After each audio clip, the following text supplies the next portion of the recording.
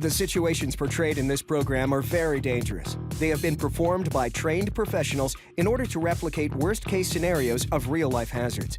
Viewers should not, under any circumstances, attempt to replicate any of the situations presented in the program. Coming up on House Hazards. Let them eat cake. A real party crasher. 10W30, my favorite flavor. A killer recipe. And a bathroom blockage. I can do way better than that. That's not to be sniffed at. Home, sweet home. Well, not as sweet as you might think. Your house is really out to get you. There are thousands of hazards hiding in every home, and our team of experts will separate the fiction from the facts so you can avoid domestic meltdown. Scientist Francesca will expose the hidden dangers lurking in every home. Engineer Dan will show you how everyday appliances can turn from labor-saving to life-threatening. And special effects expert Brendan will recreate the worst-case scenario.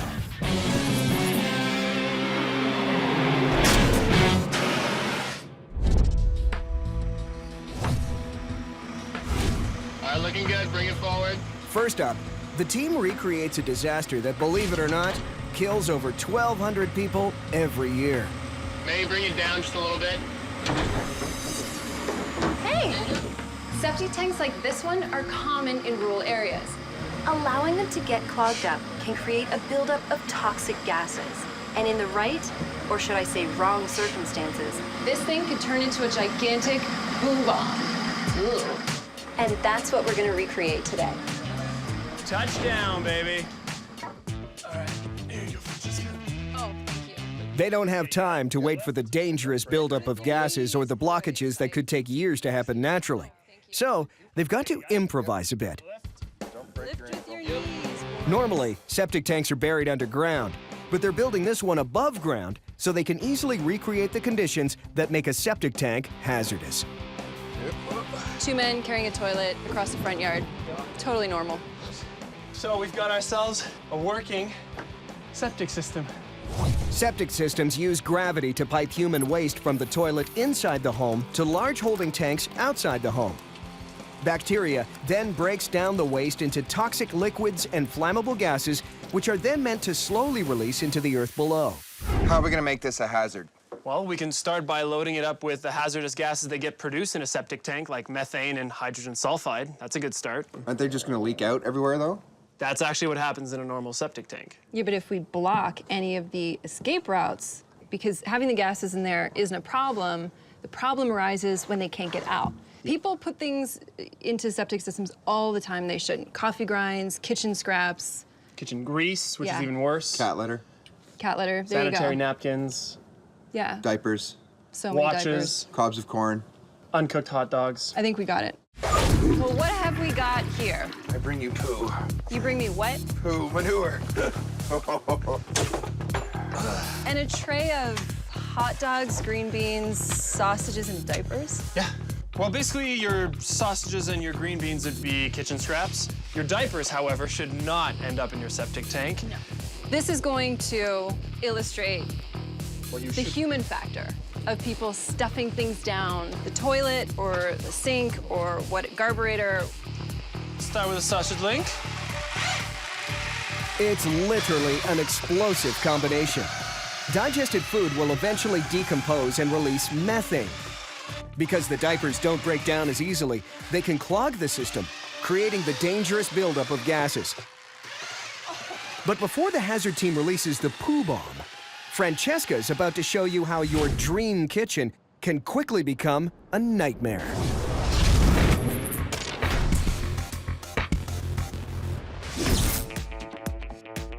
I love the kitchen, but it's also one of the most dangerous places in the home.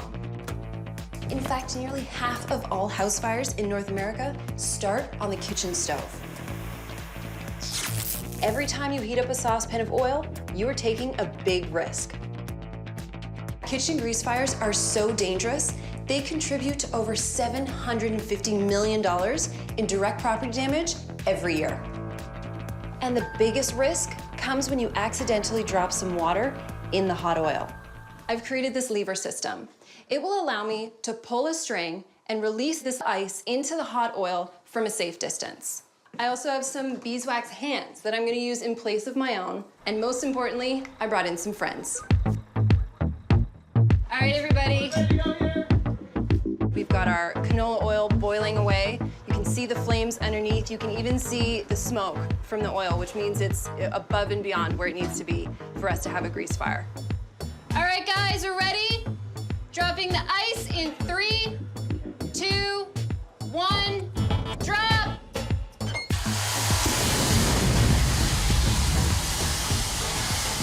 Oh my God! Amazing! It's okay. That was incredible. The flames were up to the cover. The ice drops to the bottom of the pot and instantly turns into steam. That steam displaces the oil out of the pot and into the gas flame. And there's your grease fire. We've seen how explosive canola oil can be, but is it the most explosive oil out there? I understand what you did with the canola oil. That was sort of cool. Yeah. Sorta. I think motor oil is gonna be more fun. Think it's crazy that someone would bring motor oil into the kitchen? Well, there are actual documented cases of this happening, with lethal results. 10W30, my favorite flavor. Both oils are made up of hydrogen and carbon, but motor oil is a fossil fuel refined for a car engine and often includes other additives, such as detergents.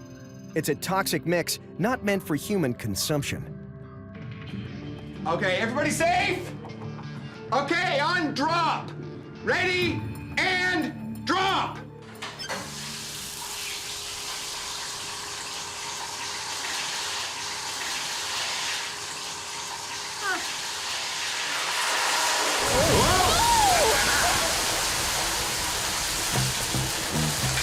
Look at that! It's still going. Yeah, no, it's going.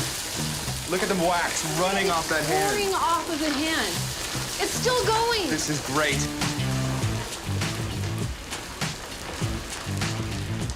That was awesome. If you look at the fires in slow motion, you can clearly see that the canola oil ignited much more violently than the motor oil.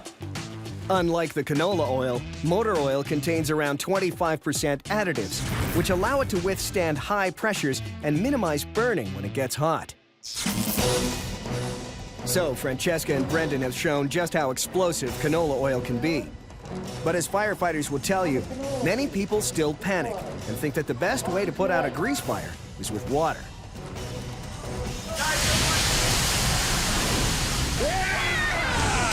Oh my God! All that water displaces the burning oil, spreading the fire. That is exactly what you do not want to do when a grease fire is happening in your kitchen. That lit up the whole stove in a matter That of was seconds. amazing. You can see all the tea towels are on fire. I think pretty much the only thing we can see in that room right now is smoke. I didn't think that was going to be that dangerous, but it is.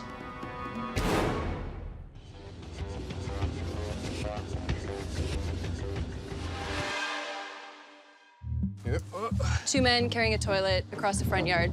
Totally normal. The House Hazards team of experts has built a septic tank system to demonstrate why neglecting your tank or putting the wrong things in it can have fatal consequences.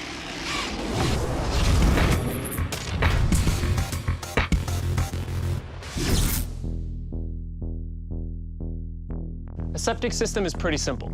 The sewage comes out of the toilet, into the pipe, and into the septic tank. In there, it starts to decompose from bacteria and enzymes into methane gas and hydrogen sulfide. Now, in a normal situation, these toxic gases wouldn't really be that dangerous unless you decided to stick your head inside the tank. But given the right circumstance, you could have a very explosive situation on your hands. Dan?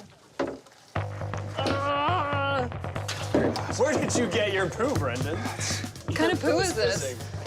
That's a family secret. Oh, maybe I should have put gloves on before I started. It's too late now. Good consistency, babe. Look at that. Perfect. Is it possible that this poo is fizzing? It's possible. Yes. It's making noises. It's pretty much the most disgusting thing I've seen in a long time. Yeah. So let's seal up the lid, pump it full of gas, and see what happens. All right. Since we don't have a couple weeks to wait for methane to build up in our tank, we're gonna skip that step by pumping methane directly into the tank. All right, Brendan, you good? Yep. Here comes the gas. And this is serious. Of the hundreds of people killed by septic tanks worldwide every year, many deaths are from exposure to the gases alone, which can overcome and asphyxiate a person in seconds. Warning, poisonous gases do not enter. Whenever you see it, you're just drawn to it. A little bit. All right, I think that's enough. I'm shutting off the gas. Okay. We now have the makings of a gas bomb. I'm gonna feed an ignition system, an electric match, down through this toilet, through the pipe, into the tank. Then I'm gonna clog the toilet with some diapers. Now, realistically, we know that flushing a match or a cigarette would never actually make it into the septic tank. But conceivably, somebody could throw in maybe a cigar after they lift the lid of the tank. That's what our electric match is simulating. Ignition source. Thank you. Diapers. Excellent. Let me get this down. Do you want to try flushing the toilet? See if that helps? How clean is that toilet? Not clean. And by not clean, do you mean number 1 or number 2? Ew! I didn't. All right. You want to run that back to the battery? Yep. Ready? All right, in 3, 2, 1.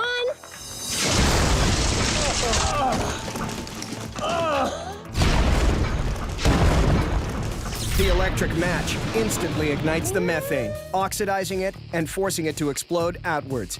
This can happen if there's as little as 4% methane in the air. That was pretty good. That was okay. Oh, come on, it's everywhere. I can do way better than that. Really? What are you gonna do?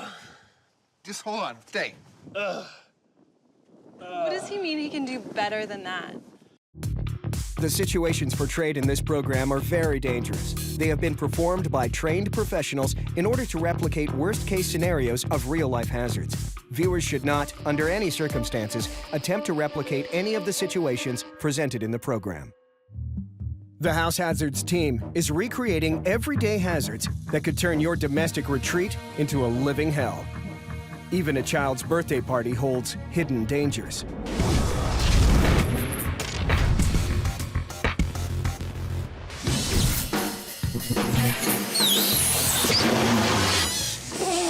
Doesn't this party look like so much fun? Helium is actually an inert gas, so there's no reaction taking place here. It's just less dense than oxygen. So our vocal cords are vibrating in a less dense environment, which creates a higher pitch. Helium is fun and all, but this cylinder is pressurized and is really dangerous. But, I mean, it's got a safety on it, so in itself, it's not entirely dangerous. Well, that's the thing. When you transport it, you actually put on this safety so that there's no way that the top can be cleaved off. Right. But if ever it did, you basically got a 50-pound missile that's gonna fire through wherever it's going. We're at a party, filling up balloons, somebody knocks it over, knocks this part off. You're saying it's gonna fly through a wall? Exactly. You've got like 100, maybe 200 PSI of pressure in there, and it's gonna shoot it wherever it's pointing. Are you thinking what I'm thinking? I think this is a hazard that we need to test. Every year, thousands of people are injured by pressurized canisters that have ruptured, either from falling over or being used improperly. Are you sure you want to push this down the stairs? What if the top snaps off? Go big or go home. That's exactly what we want. The hazard here is when this safety device, which takes longer to take off than you'd think, is off, and this tank topples over. Oh, don't do that right now. This thing's gonna snap off, and it's gonna send this flying, releasing all the pressure that's inside. In 3, 2, 1!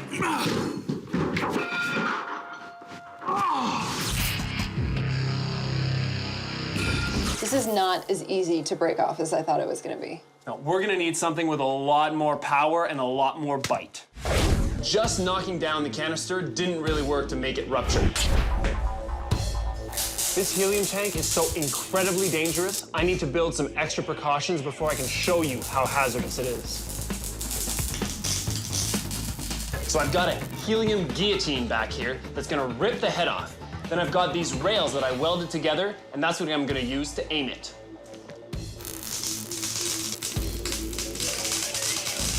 The helium tank will be placed at the back of the rail system.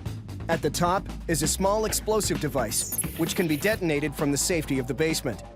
When ignited, it will send force down, pushing a sharp guillotine, which can cut the head clean off the helium tank, releasing the trapped gases. The tank will follow the rails in a straight line. Otherwise, it could go in any direction and be a potential life-threatening hazard to the crew. Okay, can we please get out of here? Just give me 1 second. To do what? Hey, it's supposed to be a party. You're gonna wanna come with us. Okay, you ready? Yeah.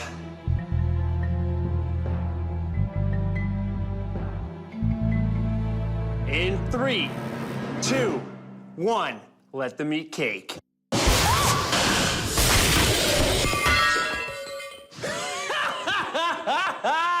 Yes! Win! Why did that sound like it was right above us? No more cake. It's gone. Picked it up and shot it straight out. Right through the window.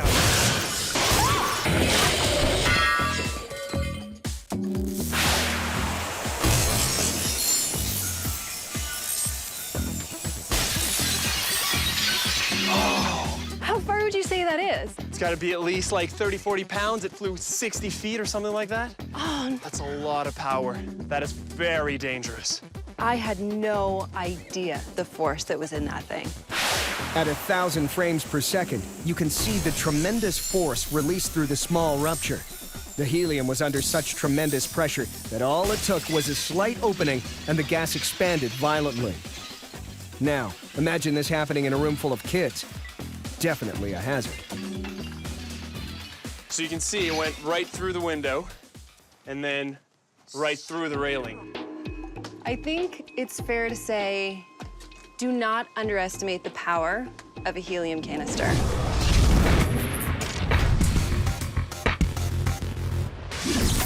Oh my God.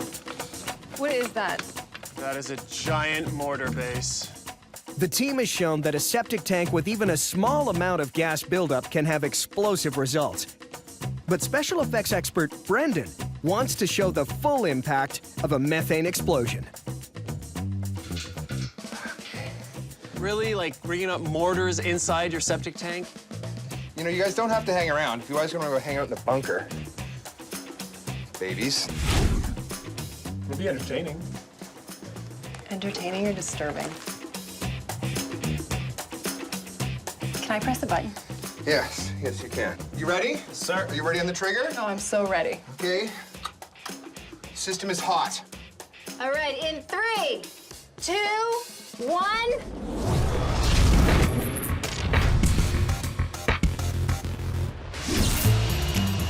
Even the most everyday domestic appliance can cause a whole lot of trouble in the home. The humble vacuum cleaner alone is responsible for up to 15,000 injuries every year. Most are due to electrocution. But as scientist Francesca is about to show in this extreme experiment, sometimes the hazard arises from human stupidity. If you're gonna play with explosives, be careful not to spill them around the house. And if you do not use a vacuum to clean them up. Think it's crazy that anybody would vacuum up gunpowder? Consider this. There are more than 80 million gun owners in North America. And this is the wrong way to clean up a spill. Gunpowder is a mixture of minerals that burn very easily. With a spinning electrical motor, all the particles inside a vacuum are generating static electricity. One spark is all it takes to ignite the gunpowder.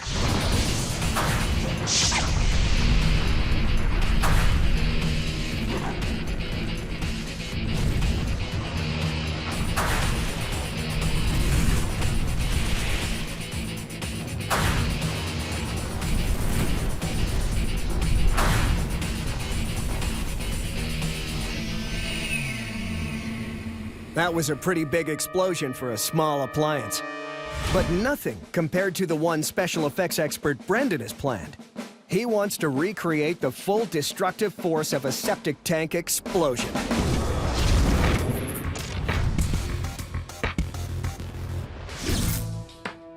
Just gonna wire this together, slap it on the car battery, the poo off the controller. I know you're doing all the work, but can I press the button? Yes, you can. Here. All right. Is everybody ready? You ready? Sir. Are you ready on the trigger? Oh, I'm so ready. Okay. System is hot. It's up to you.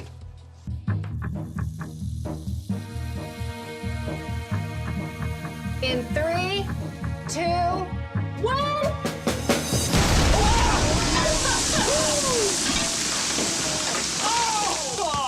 Oh, gross.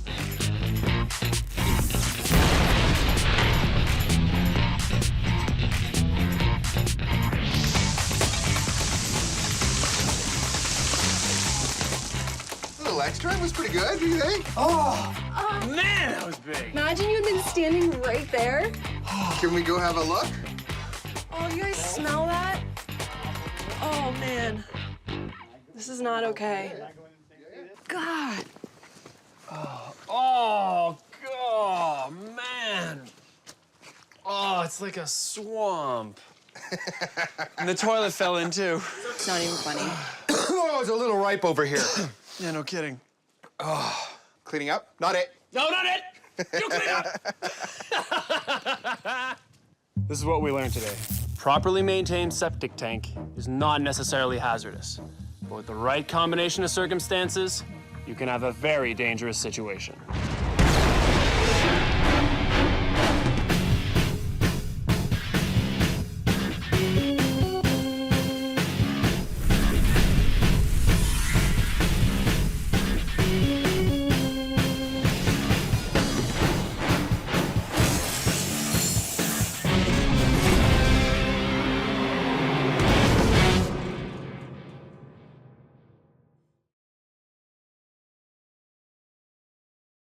The situations portrayed in this program are very dangerous. They have been performed by trained professionals in order to replicate worst-case scenarios of real-life hazards. Viewers should not, under any circumstances, attempt to replicate any of the situations presented in the program. Coming up on House Hazards. I'm ready to rock. Here we go. The team pushes a stereo system to its auditory limits. A backyard party heats up. Look at how high the flames are going. You can feel the heat all the way over here, Mom. And an air mattress that's guaranteed to keep you awake at night. Home, sweet home. Well, not as sweet as you might think. Your house is really out to get you. There are thousands of hazards hiding in every home, and our team of experts will separate the fiction from the facts so you can avoid domestic meltdown.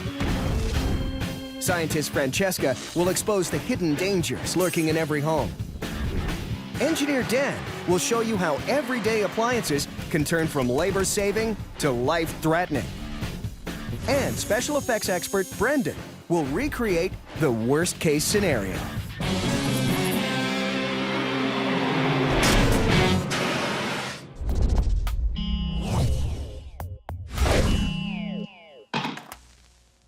Nothing says home entertainment like a high-powered sound system. The more power, the better.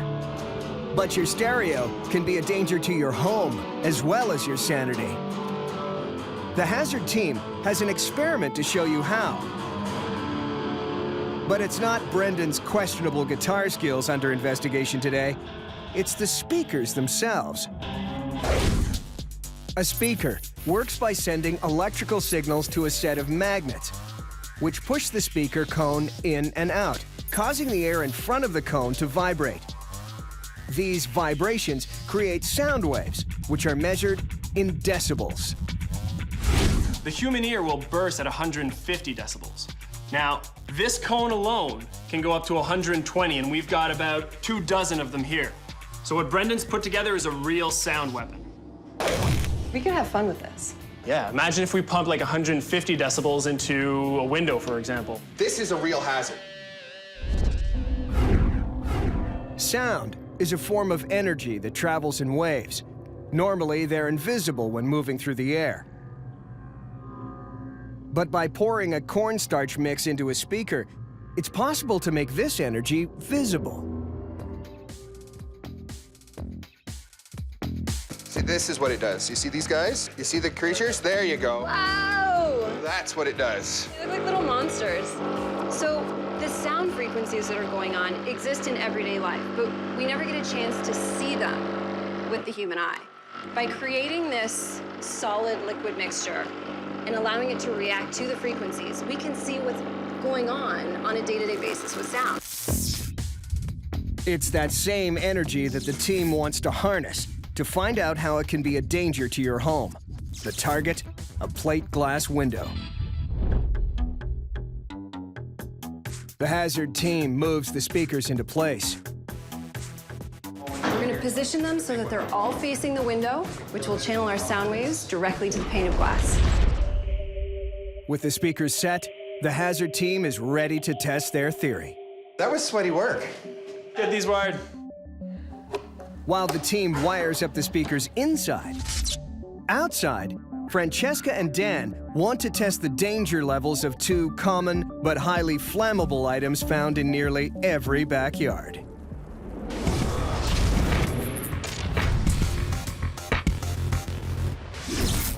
Ah, the backyard party. Burgers, booze, and open flames. What could go wrong? As Dan and Francesca are about to find out, plenty. First up, the barbecue. Responsible for $29 million worth of property damage every year, it's a major hazard waiting to happen. And what fuels the barbecue? Propane. Today, I'm gonna be cooking propane tanks instead of burgers. Dan has an experiment to determine how hazardous these little canisters really are. Turn this thing on high and light it up. You probably want to get back. Actually, guys, you guys want to get back too. Well, Guys, hopefully come on. no one is Back. stupid enough to put propane canisters directly onto the grill. But accidents do happen. Anytime you've got flammable gas and an open flame, there's a potential for disaster. But Dan is conducting this over-the-top experiment to prove a point. Barbecues can get up to 700 degrees Celsius. And if those tanks warm up that much, that gas is just gonna want to blow out. Oh, I'm hearing something. And I see flames. Barbecue's on fire. It's definitely not safe, but it's not an explosion either. Because propane is so explosive, these canisters have a safety install. They have pressure relief valves. When exposed to extreme heat, they slowly release the propane inside. In this case, the valves did their job, which is why there are only small bursts of flame instead of a violent explosion. We were lucky that the pressure release blew out, but let's say that was a faulty pressure release, all of a sudden you've got a rocket-propelled propane tank that's firing across your backyard. But Francesca has something up her sleeve that could leave you with more than a hangover to deal with the next morning. You probably want to get back. Actually, guys, you guys want to get back too. Our engineer, Dan, has confirmed the obvious. Propane is flammable. But he also revealed how there are safeties put in place to prevent an explosion. Now, scientist Francesca is going to show what happens when a poolside cocktail party meets an open flame. For those who like to entertain at home, a tiki bar makes perfect sense. Why travel all the way to Hawaii when you can bring Hawaii to your own backyard? Makes sense to me. Lovely tiki bar you got Do you here. like it? The only thing about a tiki bar, it's probably the most dangerous thing in a backyard. What? What, because of the torches? Because of the torches, but primarily because of something else. Take this 151 proof of rum. High-proof alcohol. It's not just a hazard to your liver. More volatile than jet fuel, it can send your tiki party up in flames. Francesca is conducting an experiment to show just how flammable 151 proof rum is. The fun begins. When it's wet, gunpowder typically doesn't burn. But if the liquid has enough alcohol in it, it lights easily, despite being soaked. So we're at a party and drinks are being poured. Oh no! Rum spilling all over. Our rum We've is got pouring everywhere. flammable liquids. Not completely unfathomable. What else do you have at this tiki bar? Flame source for ambiance, but now it's close to our 151 proof, which goes up like that.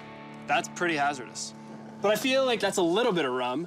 What if you had a lot of rum? Like a really good party going? A really good party. We can make that happen.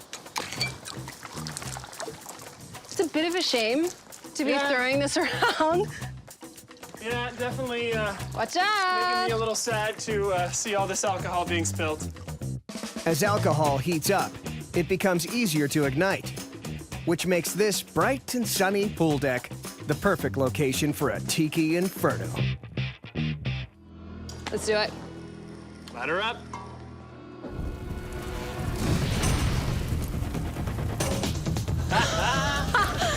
Yeah! Look at how high the flames are going. Oh, it's just so angry.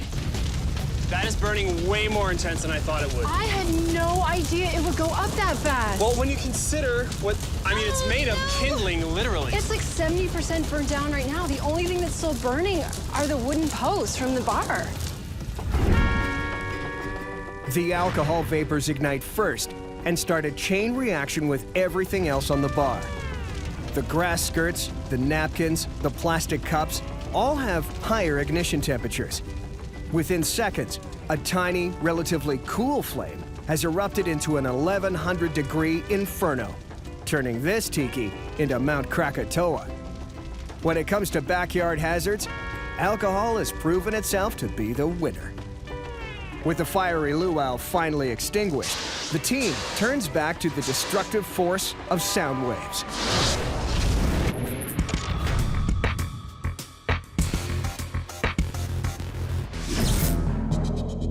The hazard team wants to know if a high-powered sound system can actually shatter a plate glass window.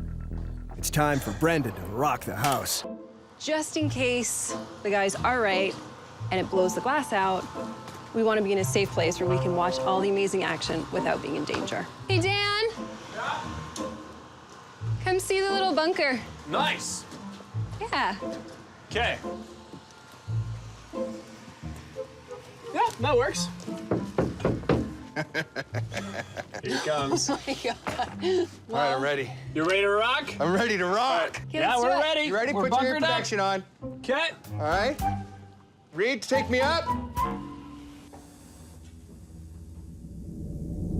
Turn it up. Okay. I'm ready to rock. Here we go.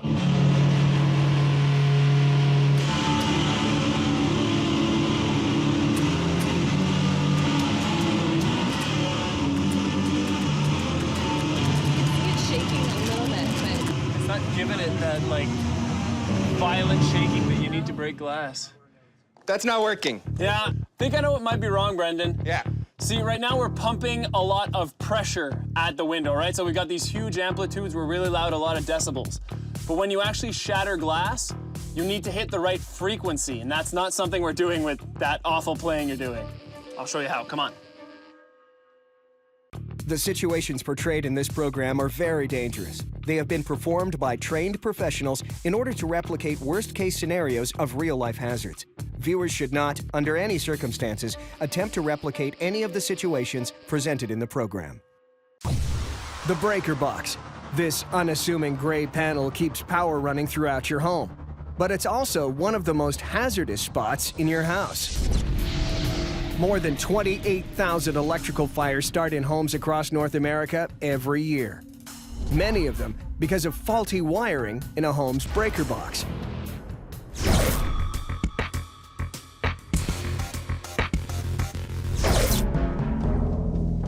Dan and Brendan are on a mission to show just how dangerous they can be. There it is. All the power for the entire house runs through that panel. This box is the gatekeeper for electricity into your home. Whenever there's a fault or too much current flowing through the house, it breaks that circuit and shuts it down. A malfunctioning breaker panel can bring fire and mayhem. Exactly what these two want to prove. Over here, we've got some exposed wires. We've got a lot of dust in here. First, let's turn it off. Let's cut the grounds. Okay. Dan is removing the ground wires, which are safety lines that divert excess electricity into the earth. Without a ground, an overload has no choice but to travel through the nearest suitable conductor, which could be anyone standing near it. This may seem like sabotage for the fun of it, but Dan and Brendan are simulating the kind of dangerous conditions in thousands of homes across North America. Completely ungrounded panel. We've got a lot of exposed wires. We can strip the wire so that there's arcing. Okay. Sounds good? Yep. Switch. When electricity jumps through the air from an exposed wire, it produces a visible spark, an electrical arc that can start a full-blown house fire. You know, we could pop a breaker and just jam something right in. Actually, what I was thinking is, why don't we jam a fork into a breaker to complete a circuit? Believe it or not, people actually stick metal objects like pennies and foil into their breaker boxes, thinking they can cheat a faulty circuit, often with electrifying and deadly results. We've got an arc, we've got a short circuit. I think we've got ourselves, An electrical fire? Yeah.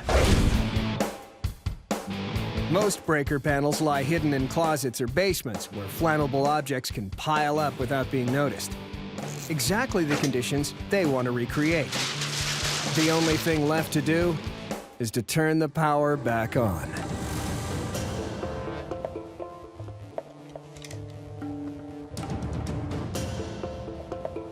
All right. All right. Calm me down, Dan. 3, 2, 1, go!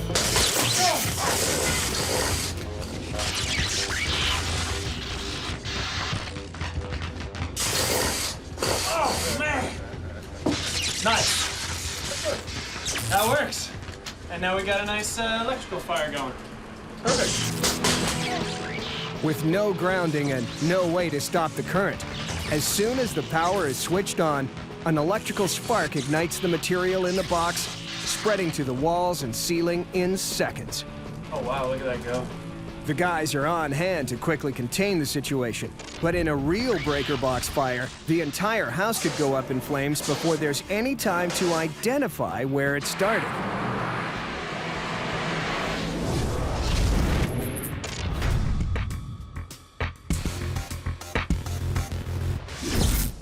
The Hazard team has set up an experiment to show just how powerful sound can be by attempting to use stereo speakers to blow out the windows of the house. While Brendan's guitar playing may have rattled some nerves, the window held firm. But Dan has another more delicate plan.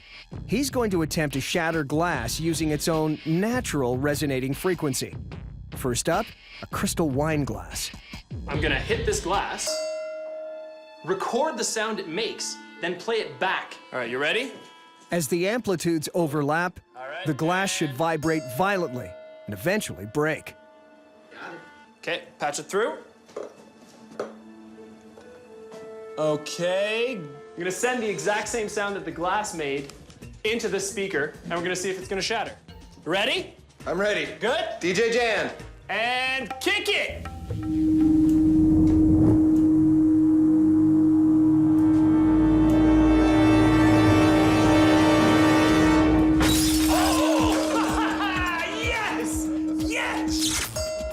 With the high-speed camera, you can see how the glass actually flexes back and forth at the same frequency as the recorded tone, nearly 450 cycles per second.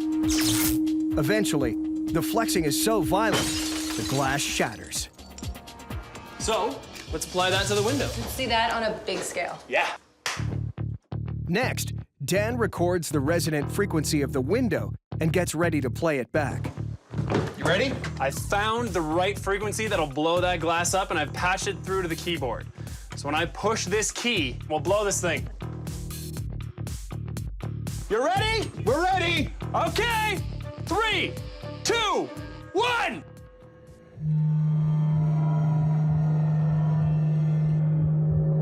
Unlike the wine glass, the window glass is much thicker and has a much lower resonance. Okay, that didn't work. These speakers just aren't big enough for what the team has in mind. They want to blow the window out. For that, they'll need to bring out the big guns. But before Brendan reveals what he has in mind for the window, he has his own propane experiment he wants to conduct.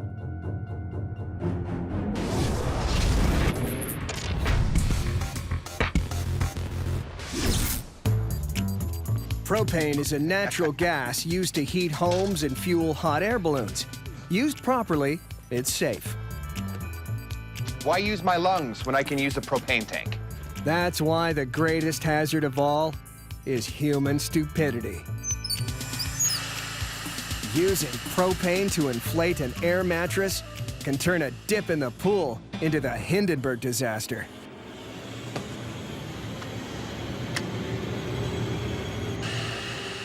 Brendan has inflated an air mattress with propane, and he's wired an ignition source to show just what happens when a static spark meets gas in something other than an approved container.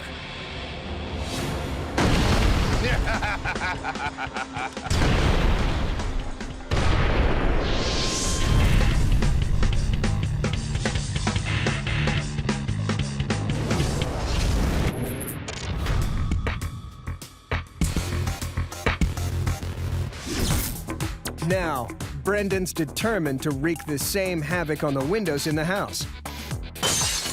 The team has successfully shattered a wine glass using sound frequency. But they're finding that busting window glass is much harder.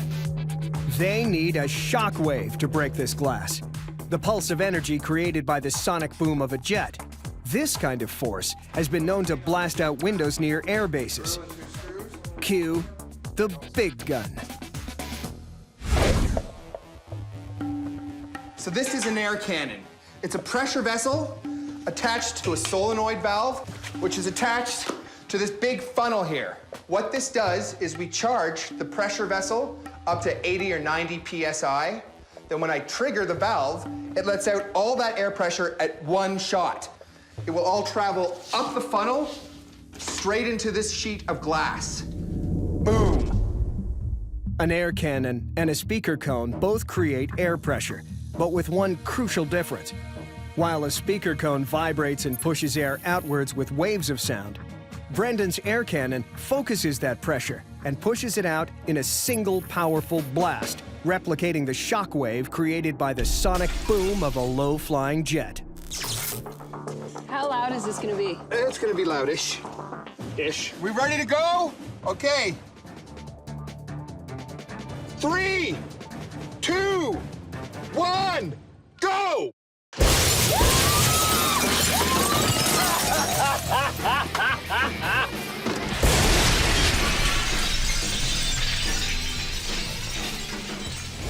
Whew, that would have gone right for my neck. No kidding. Oh, that was exhilarating.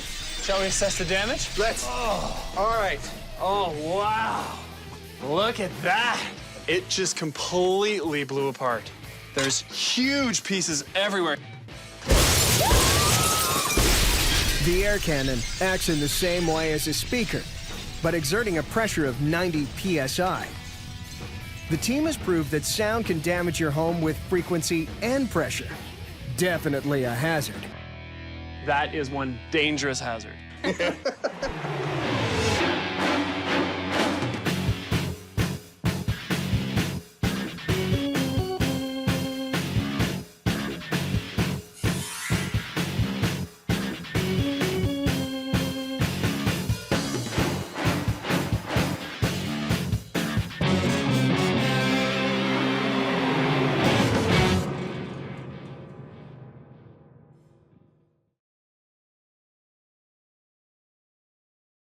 The situations portrayed in this program are very dangerous. They have been performed by trained professionals in order to replicate worst-case scenarios of real-life hazards. Viewers should not, under any circumstances, attempt to replicate any of the situations presented in the program. Coming up on House Hazards. Items meant to protect you from danger are put to the test. A fire extinguisher In 3, 2, gets red hot. And a panic room designed for safety Can I suggest you back away from the door? is put in the line of fire. Home, sweet home. Well, not as sweet as you might think. Your house is really out to get you. There are thousands of hazards hiding in every home, and our team of experts will separate the fiction from the facts so you can avoid domestic meltdown. Scientist Francesca will expose the hidden dangers lurking in every home. Engineer Dan will show you how everyday appliances can turn from labor-saving to life-threatening. And special effects expert Brendan will recreate the worst-case scenario.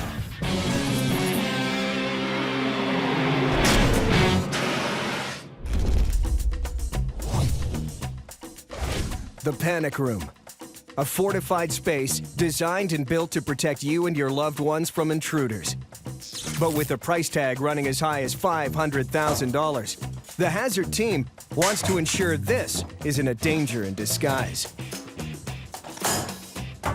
So we've been seeing a lot of hazards that come from inanimate object or from inside your home. But we haven't looked at one very important hazard. Hazards from outside your home, from other people. That's why I've decided to make a DIY panic room, made out of stuff that pretty much everybody has at their disposition. Some cinder blocks, a little bit of cement, some rebar, and an old fridge door. This is my fortress. Nothing's getting through this. In North America, there are over 1,000 home invasions every day. Are you ready? So ready. All right. Brendan. Window. Okay, fine. Cool.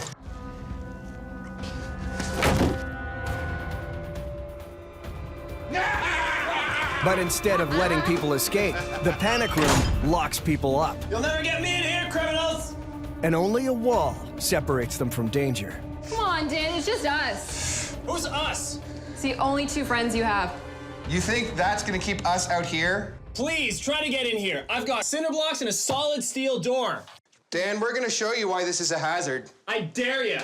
Pretty sure I could just kick this door open and save us all the effort. Dan, I suggest you back away from the door. I'm not too worried. Ooh, that tickled.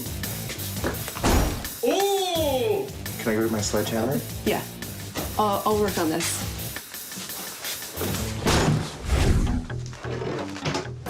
I think Dan has seriously overestimated the strength of his cinder blocks. I'm gonna get in there with nothing more than a sledgehammer. This is gonna work. Now locked inside, Dan is in a tight spot. His only option? Wait for Brendan and Francesca to give up or break in.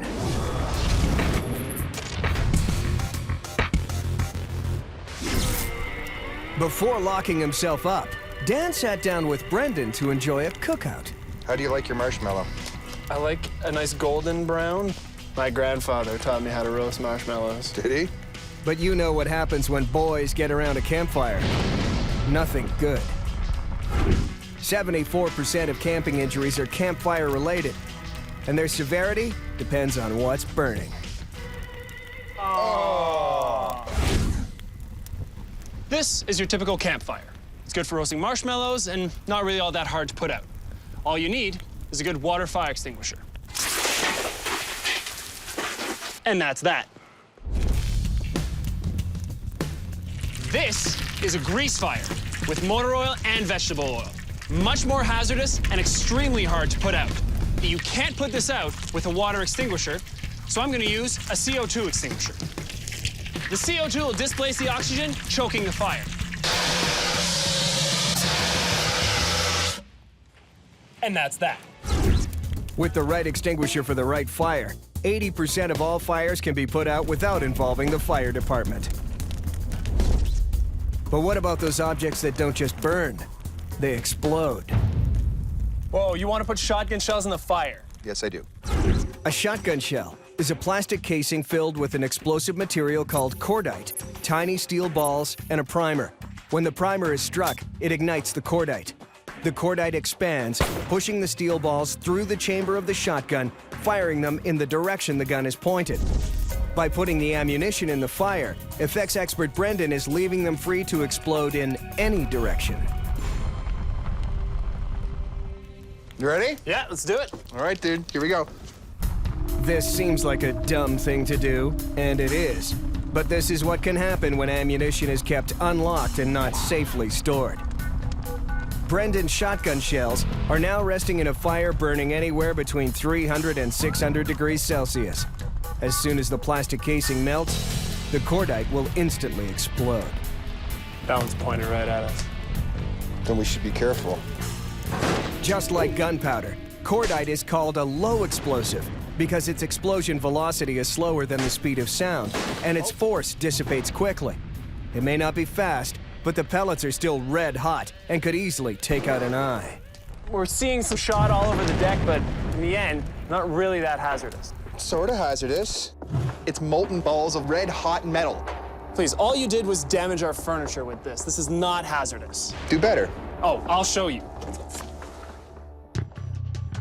Like the young pyros across North America responsible for over 11,000 blazes a year, Brendan and Dan are pushing the limits of what you can put into a campfire.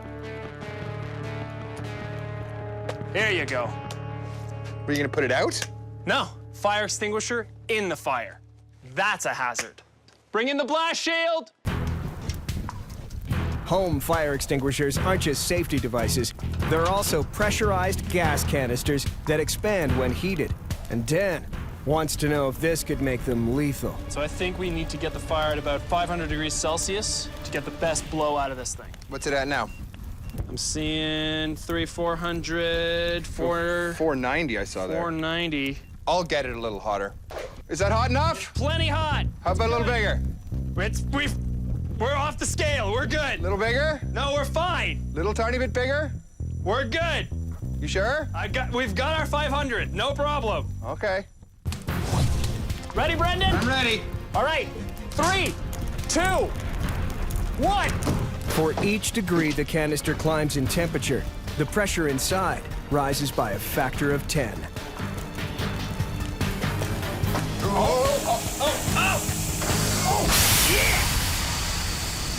Well, on the which was scarier scale, I still say shotgun shells.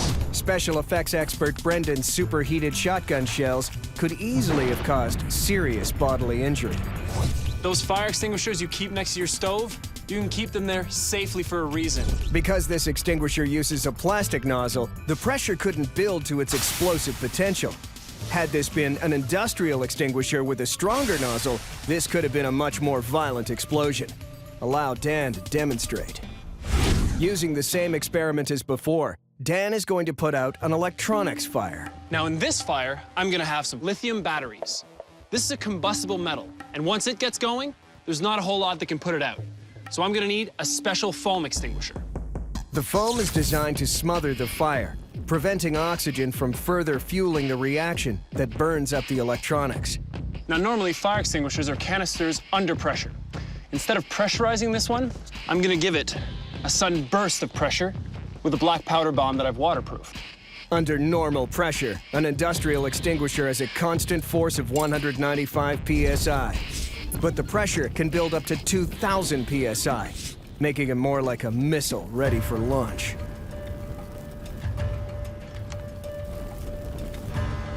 In 3, 2, 1.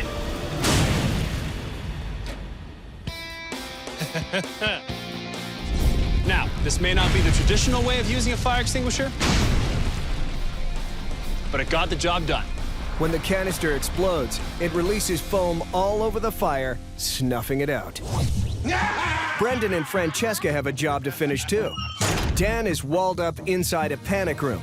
Ooh, that tickled. Brendan has a test to see how well those walls hold up.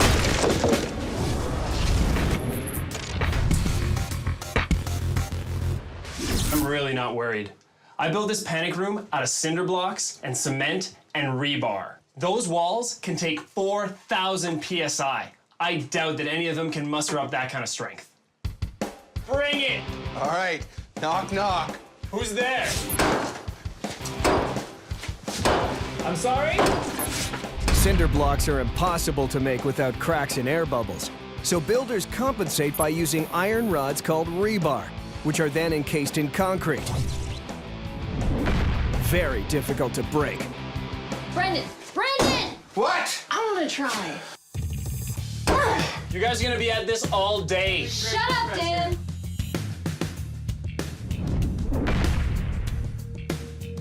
Frankie, Frankie, Frankie, this is taking too long. Look, we're like an inch in. There's got to be a quicker way. What if we tried going through the door With a shotgun.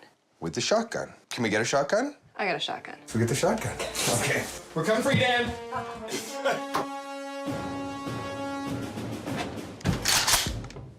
Whoa.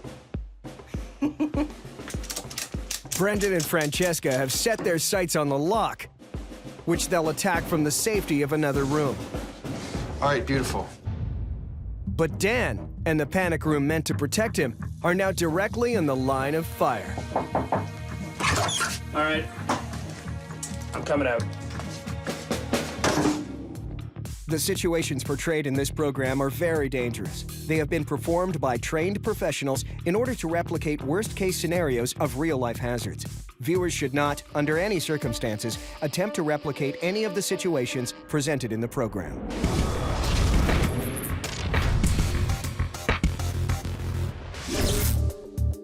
An electric fence is the first line of defense against unwelcome guests. Some use enough power to stop a human heart, so you better be sure it's not you that's getting electrified. This is my store-bought electrical fence. It's powered by a 12-volt DC battery. When a person touches the fence, the current enters the body, forcing skeletal muscles to contract, and the person can't let go. But Brendan's fence has a regulator, which pulses the current, allowing the person to release his grip. Gives you a shock, doesn't kill you. What will kill you is Dan's DIY fence here, which he's built without that regulator. It's a deadly modification that some homeowners make. If you complete the circuit on this fence, you're gonna end up lighting up like that light bulb. And human electrocution isn't the only hazard. Any brush, grass, even garbage that touches a fence is a potential fire hazard to property, both outside and in. To prove it, Francesca's placing metal rakes full of highly flammable grasses and herbicides on top of each fence. If the metal sparks, the grasses can easily ignite. Gentlemen, start your fences. I don't know about that, dude. That looks so makeshift, I can't see that doing anything. That's exactly why it's hazardous. I'm surrounded by exposed wire without a regulator and 12 volts DC running through it. In the same way the pulsing current in Brendan's consumer fence prevented electrocution, it's also keeping it from igniting the debris. But how much of a threat is Dan's DIY fence? We've got some smoldering. Okay. Well, it caught fire.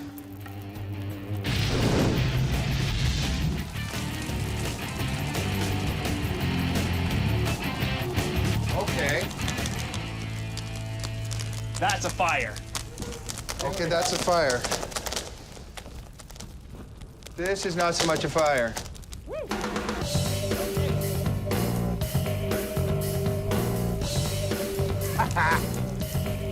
In only a matter of seconds, Dan's homemade electric fence was powerful enough to create a grass fire that's not only a hazard to everything outside, but also anyone unfortunate enough to be inside.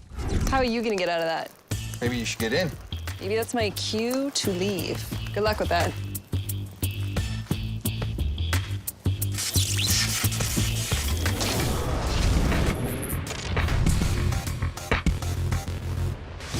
Brendan and Francesca are trying to prove that a panic room can be compromised. And they've brought along some serious firepower to do it. It's go time. Their shotgun is aimed directly at the lock mechanism of the door. If they break it, they get in. Plus, anyone locked inside would be a sitting duck because the gun is also pointed right at them. All right, ready? Yeah. Hopefully, it'll blast straight through.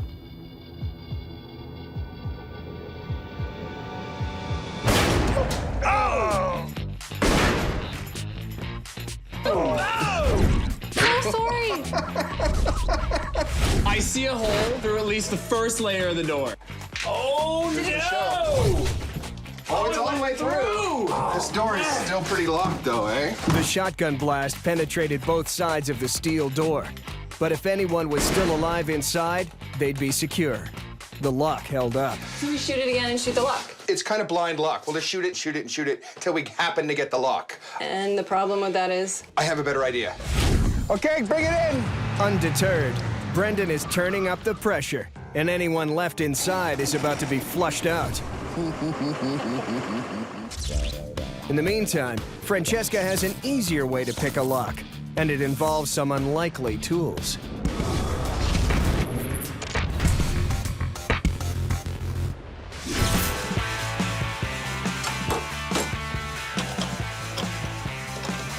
I've just put my sandwich inside this lockbox.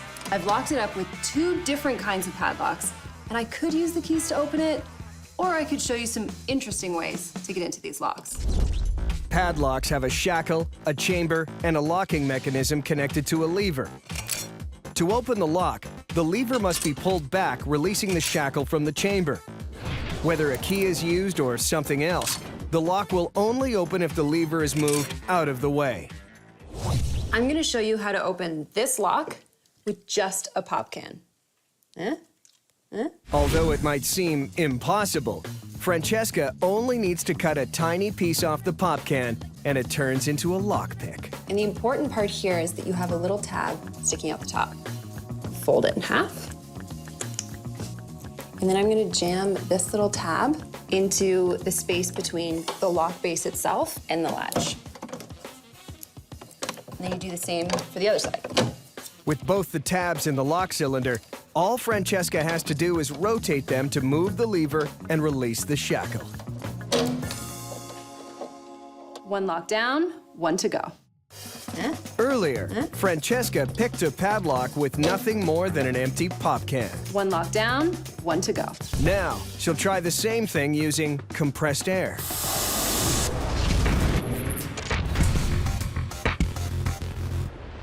The second one, I'm gonna open up using this gas duster. It has compressed air that you use to clean electronic equipment. When you turn it upside down, it releases fluorocarbons, which come out at -60 degrees Celsius, freezing anything it comes into contact to. So I'm gonna spray directly into the key insertion point. Now that the lock is all frosty, I'm gonna hit it with a chisel and a hammer so that when I hit it, it breaks the pins and releases the lock.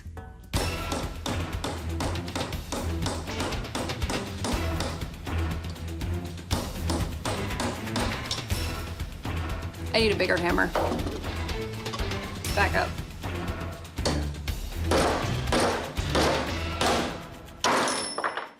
Small hammer didn't work, big hammer didn't work, so now I'm gonna use a socket wrench.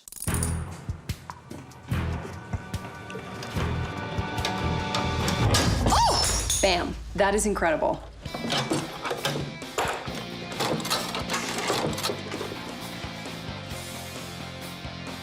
Next time you go to lock up your valuables, think about the fact that all it took was a pop can or can of duster spray to blow this thing open. It seems nothing's as secure as you might think. Brendan has a job to finish of his own, and he's come up with an idea on how to flush Dan out of his hiding place.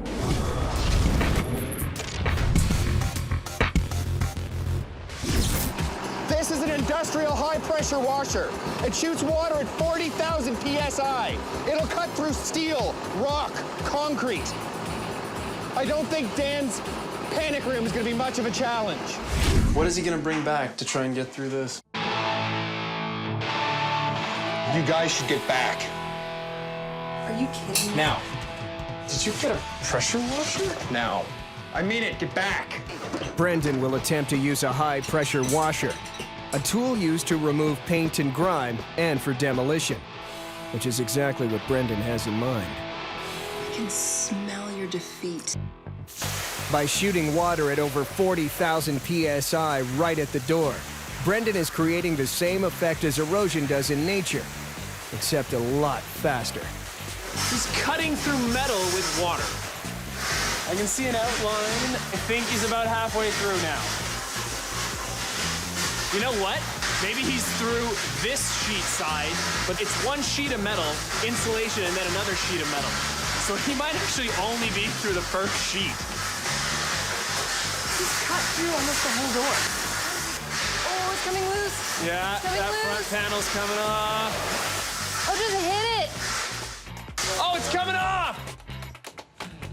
Oh, amazing. Oh, my panic room.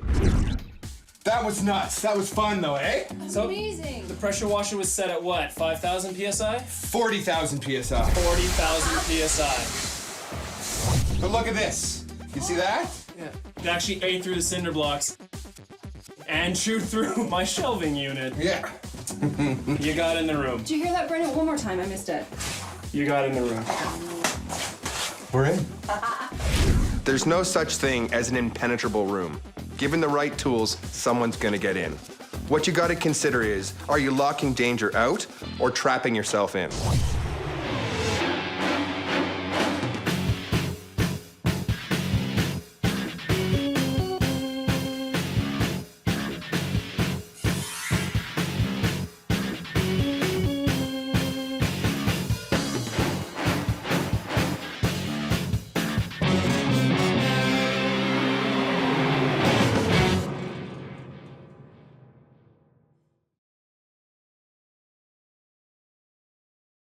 The situations portrayed in this program are very dangerous. They have been performed by trained professionals in order to replicate worst-case scenarios of real-life hazards. Viewers should not, under any circumstances, attempt to replicate any of the situations presented in the program. Coming up on House Hazards. My chainsaw is more dangerous than that. Flesh and bone become fertilizer in a gardening competition. An army of rabbits gets energized. Sparking! And what happens when pest control turns explosive? Home, sweet home. Well, not as sweet as you might think.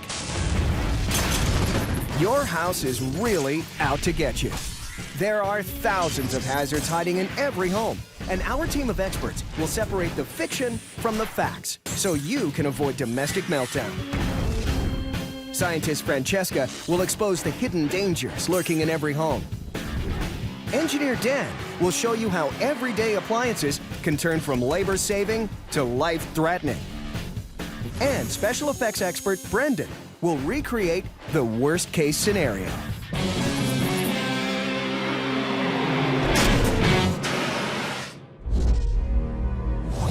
Lurking behind your walls is an infestation that could lay waste to your dream home.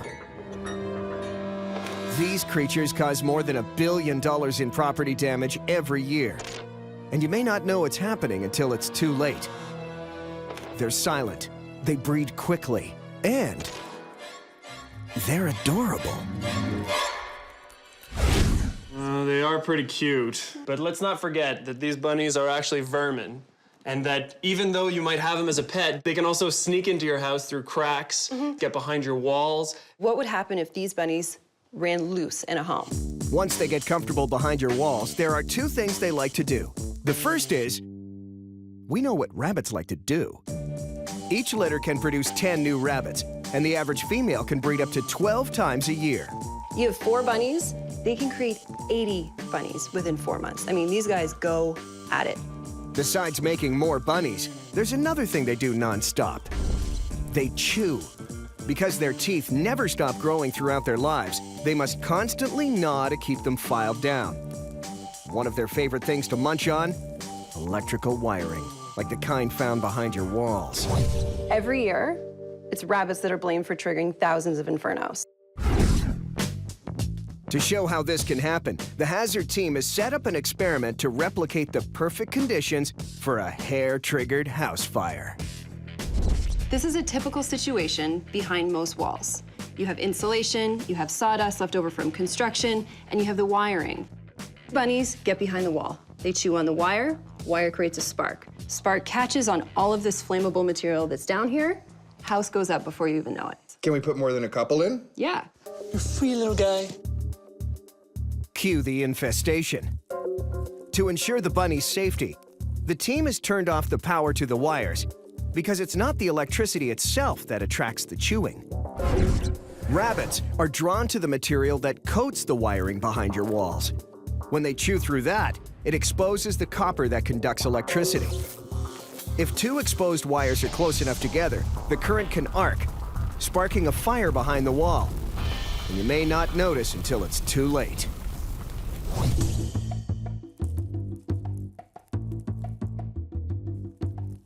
This is gonna take forever. You can lead a rabbit to a wire, but you can't necessarily make it bite. Other than them being ridiculously cute, not a whole lot is happening. With no cooperation coming from their furry friends, the team needs to rethink their experiment. In the meantime, Dan and Brendan want to show you the dangers of dealing with an infestation of the garden variety.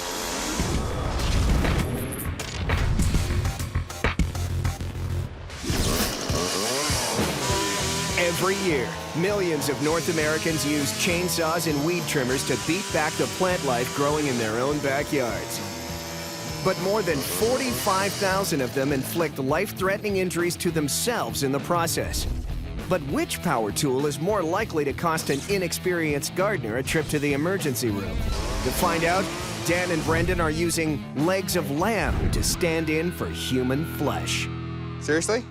It's my weed cutter. This is a chainsaw. Yeah, what? Do you want to be in front of this thing? Before this, yes. You're saying that your chainsaw is more dangerous than my weed trimmer? 100% am saying that my chainsaw is more dangerous than that. A chainsaw engine turns a chain of steel teeth around a guide bar and is designed to saw through any type of wood at around 9,000 RPM. A weed trimmer employs a drive shaft to spin thick nylon strings at speeds of up to 7,000 RPM. A common DIY landscaping solution to make these more durable is to install a steel cable. Exactly what Dan has done to his. Gentlemen, start your engine. And cut the meat. The average consumer chainsaw has at least 2 to 3 teeth per inch and 14 inches of chain.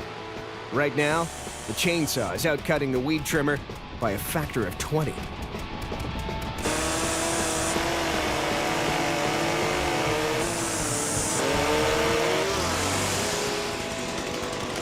What's that? Come on, it made a pretty good dent. It did make a pretty good dent. That wins. Clearly, Brendan won that one. The teeth on the chainsaw just sawed through, and the weed cutter barely made a dent. Let me make one modification. I got one idea. All right, do I get to make a modification too? Sure, deal. Done. Brendan and Dan are trying to find out which gardening tool is worse for your health. A chainsaw or a weed trimmer?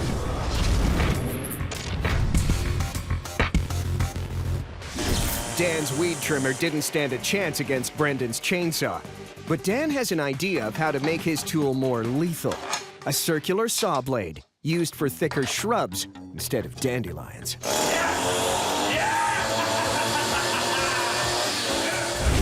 Not to be outdone, Brendan is replacing gasoline with aviation fuel to make his saw run faster. It's like adding octane booster to your car's gas tank. It's a risky move that could burn out his engine. We're rigging the modified chainsaw and weed cutter to the seesaws you see behind me. No meat this time. Now they'll test their tool's power against something neither were designed to take on: a concrete cinder block.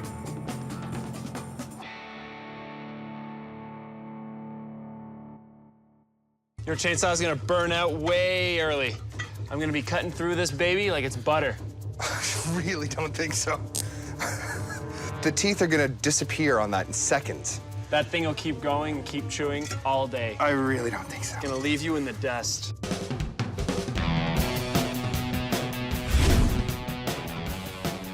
Brendan, are you ready? I'm ready. Dan, are you ready? I'm ready. In 3, 2, 1, drop! By using an 8-inch circular blade, Dan's weed trimmer has almost as many teeth as Brendan's chainsaw, and the tools are now cutting at virtually the same rate. But the thicker blade on Brendan's chainsaw is jamming up in the concrete, putting stress on the supercharged motor. If it keeps getting stuck, it could easily burn out.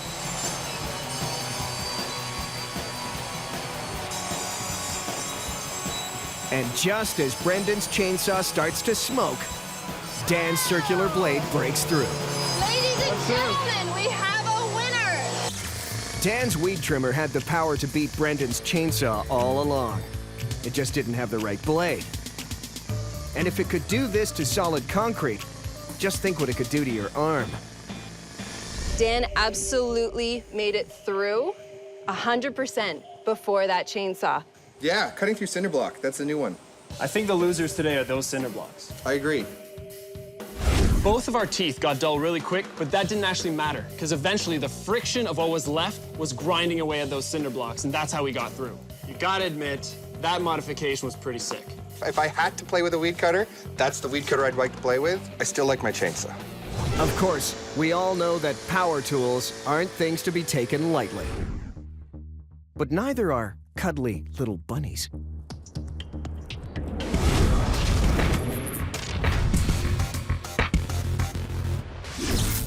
The team wants to show what could happen if a family of rabbits made lunch out of the electrical system. So far, the rabbits have been less than hungry. Other than them being ridiculously cute, not a whole lot is happening. They know that rabbits do chew wires. They're just not chewing these wires. So, Francesca has found a way to make them a bit more enticing. Rabbit's favorite, carrot juice. Animal lovers, please note, these wires have no electricity running through them. Yet. Many wires now come with the soy-based coating that rabbits love. Soy-based building products are so popular that 3.4 billion pounds are installed annually. They can be found in your walls, your home electronics, even your car.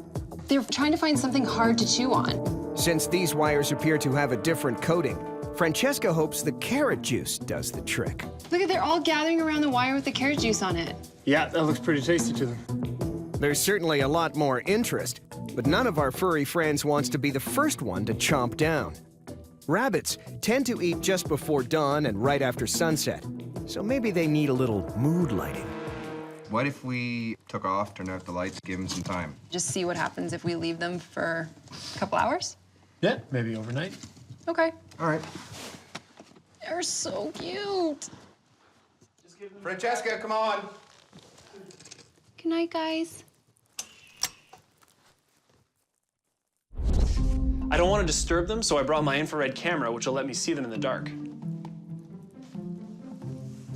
They're not doing a whole lot.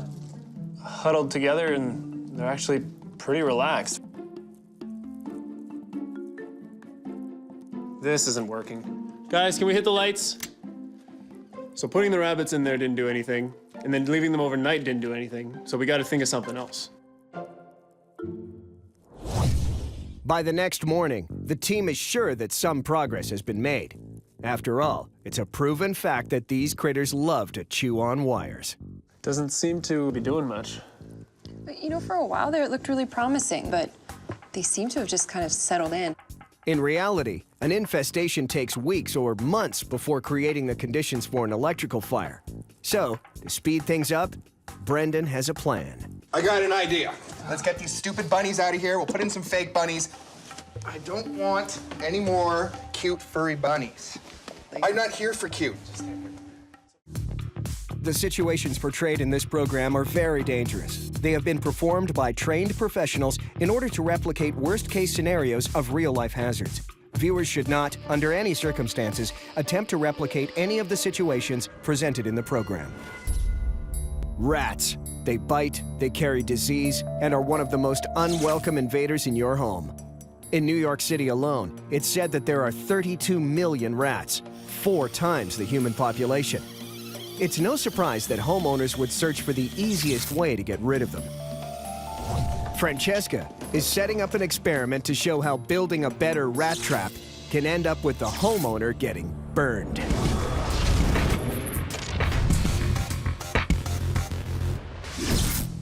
Designed to be a more humane way of eliminating rodents than the conventional spring-loaded variety, this trap delivers an electric shock that kills rats instantly. But can this device actually be a hazard to you in your home? To find out, Francesca is setting up an obstacle course in the garage filled with common flammable products found in most homes. This is the fun part. Using a remote-controlled rat, she wants to find out if the trap can cause a fire under the right circumstances. What is this? This is an obstacle course. It's for a rat to run through, get covered in nail polish remover, paint thinner, lighter fluid. Every flammable fluid that would normally be in a household and end up in an electric rat trap. I have cut out the sides so we can see what actually goes on inside. Can I help? Electrical traps are rectangular boxes that lure rats onto a pressure plate. Once the pressure plate is depressed, the trap delivers an electric shock that stops the rat's heart instantly. But this current has the potential of creating an electric spark that can ignite flammable fumes or liquids on the rat inside. If you want to help, you can sit at the end and have lighter fluid and rubbing alcohol. And when the fake rat goes by, I want you to douse it right before it goes in the zapper. I can do that. Release the rat! All right, buddy. Don't make me look bad. Oh, look what's happening now. The rat's on his way. This is the world's laziest rat. As the rat makes its way through the obstacle course, its fur is getting soaked by the spilled flammable products. And hey, rats have been known to knock things over, like maybe a can of lighter fluid. That's what Brendan's adding for good measure. Oh, rat! All right. Careful now. That trap is on and he's getting hotter right now. There's current traveling through your little rat boy. And there we have it. Within a few seconds of entering the trap, the flammable liquids catch a spark from the electric pad. Because this trap is in the garage, there are plenty of flammable liquids around to ignite. It's easy to see how a flame like this one could quickly spread and cause an entire house to go up in flames. Eee! This is genuinely a real hazard, and I may have created more of a dangerous situation than I imagined. The flaming electric rat trap. Maybe not the most common occurrence, but a plausible one? Absolutely. To be safe, make sure your electric traps or anything else with an electric charge stays far away from flammable liquids. Now, back to our bunnies.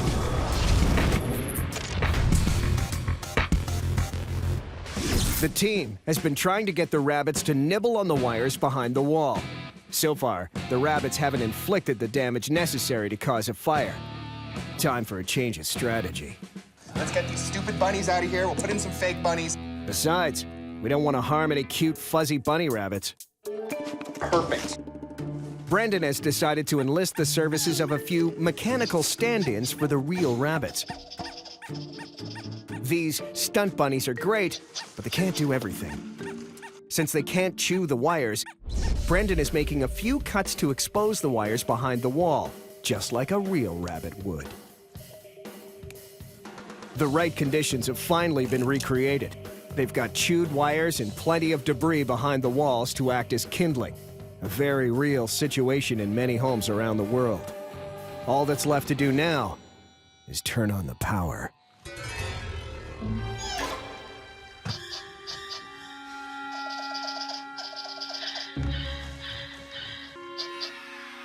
I think it's fair to say that my friends were missing one important thing in this whole setup: patience.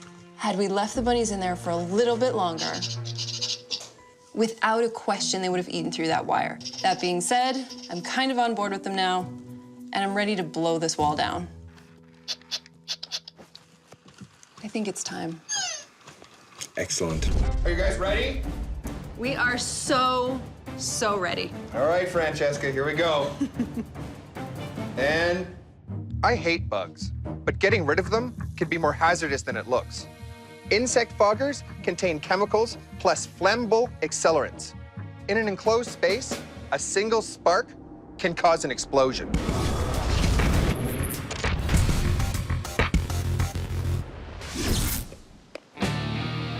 The total release fogger, known as the bug bomb, is a common way to fumigate a home for insects. These cans, along with careless operation, are responsible for 500 house fires every year in the US.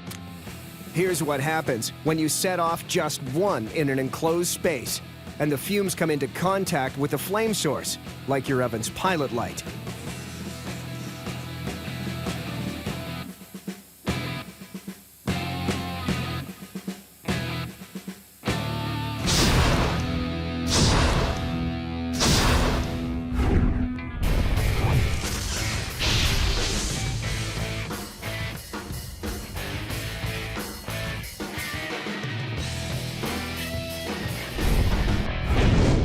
With only a spark, it could be more than just bugs that light up.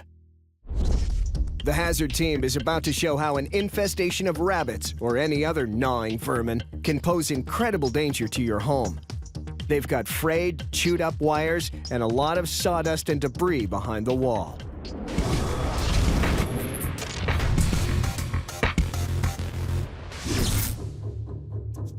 You guys ready? Yeah, we're ready. The stunt bunnies are in position, ready to take the charge. All that's left to do is switch on the power. All right, here we go. Sparking. Oh, there it goes. Perfect. There we go. We've got a fire inside our wall.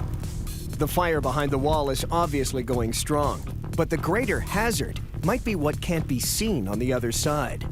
Nothing is going on this side. Wouldn't know.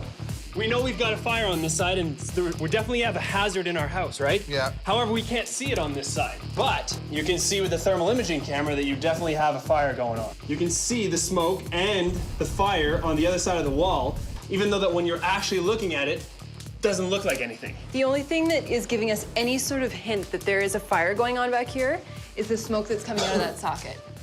Other than that, we would have no clue that there's a huge fire on the other side of this wall. Your entire wall could be smoking and you wouldn't even know it. It's an absolutely fathomable situation. You have bunnies that get into the wall, nip through those wires, and it was a matter of minutes and that entire wall was burning from behind. The creepiest part was the fact that we could stand beside that wall and have no clue that there was a fire growing by the minute behind that wall. By the time it does come through that drywall, it's too late. It's too late. You've lost your house. To prevent this situation from happening in the first place, it's important to have your home checked regularly for pests. Note to self, no vermin in the walls. No rabbits. No. No rabbits in the walls.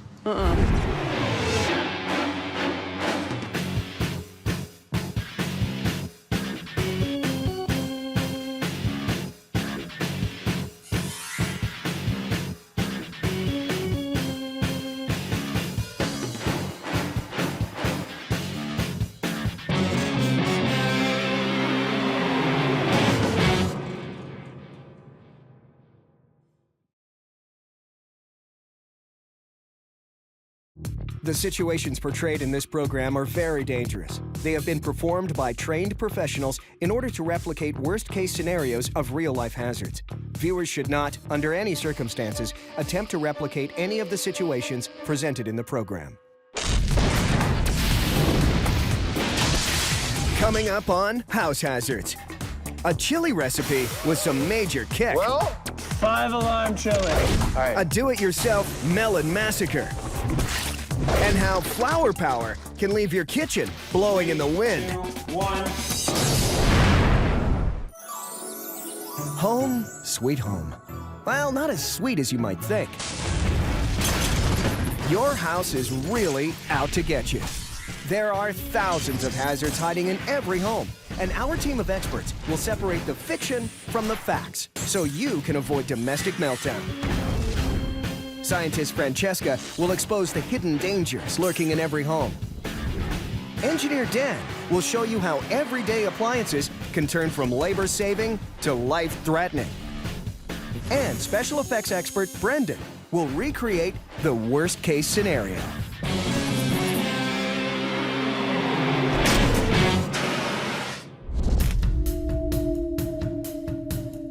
These bags of all-purpose flour may seem harmless enough. After all, flour is the main ingredient in bread and cake. Who doesn't like bread and cake?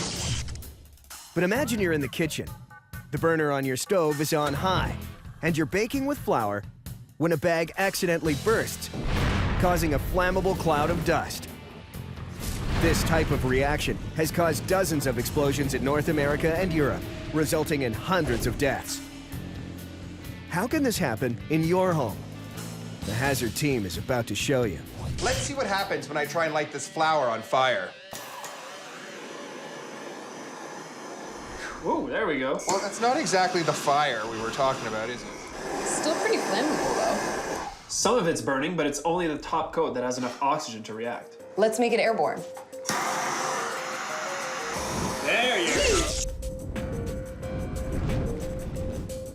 Unless you get enough oxygen to react with the flour, you're not gonna get that flashbang. Dan's flashbang is the result of a perfect ratio. Flour is a fine dust made up of tiny particles, which are actually flammable. When these particles are mixed in an 8-to-1 ratio of oxygen to flour, they form the perfect dust cloud. By introducing a flame source, it causes a chain reaction, sparking every dust particle, creating a potentially explosive flash fire. It has to be that perfect combination exposed to the flame. So we need the dust particle, we need oxygen, and we need an ignition source. And when all three of those things are perfectly aligned, that's when we get our flame. Wow! The team will attempt to create a dust cloud big enough to fill the entire room using a common cooking appliance. But before they show you how this experiment can bake your whole kitchen, Dan and Brendan want to show you the most dangerous home reno jobs you can do on your own. The guys are renovating the first floor bedroom. Brendan is painting and Dan's installing a ceiling fan. The question is, which is worse, paint fumes or ceiling fan?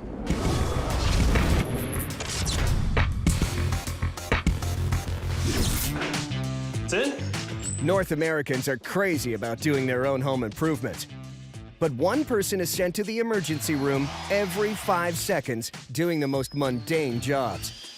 Now, Dan wants to show how doing this work near a spinning ceiling fan can knock you senseless. This fan can get up to 20 miles per hour, and I'll be checking it with this radar gun. Our little watermelon Brendan is gonna saunter lightly right into the ceiling fan, chopping off his head. All right, Francesca, can I get the fan on? Yeah.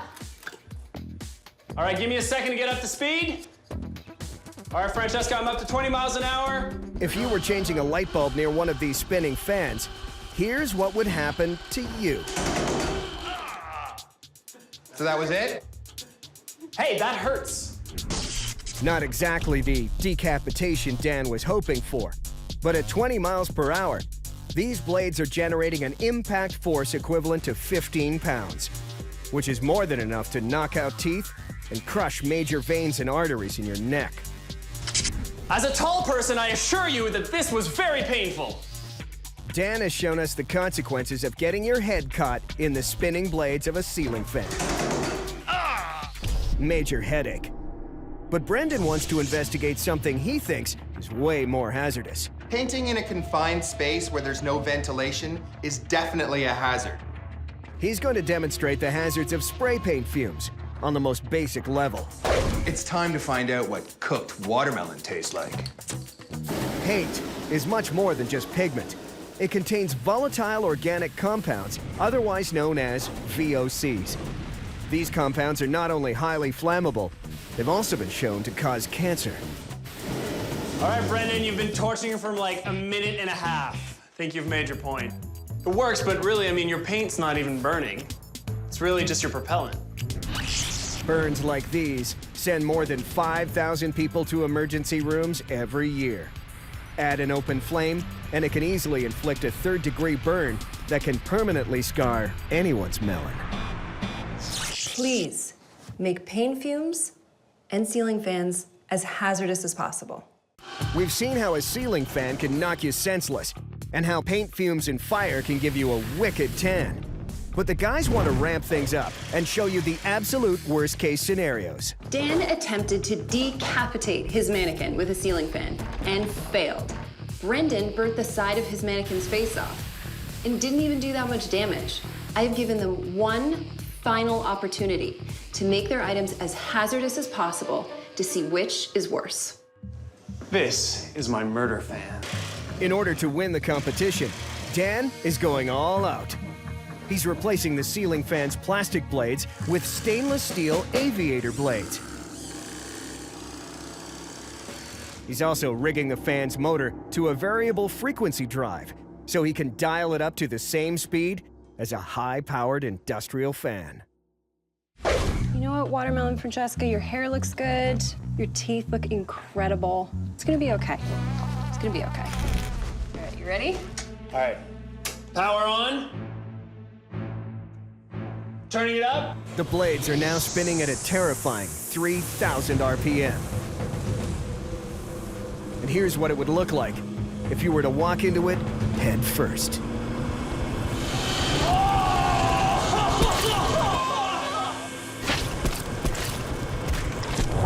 Oh my God, that was so violent. As the watermelon enters the fan, the twin blades deliver over 100 cuts per second. That's one way to make a fruit salad. It's everywhere. Chop the top of my melon head right off. I'll give it to him. That was okay.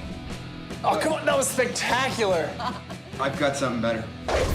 Now, Brendan wants to take his flammable paint scenario to the next level. He's using the same kind of paint fumes he used to cook his melon. But this time, he's filling the entire room and sealing it shut, recreating an accident that sends dozens of North Americans to burn units every year.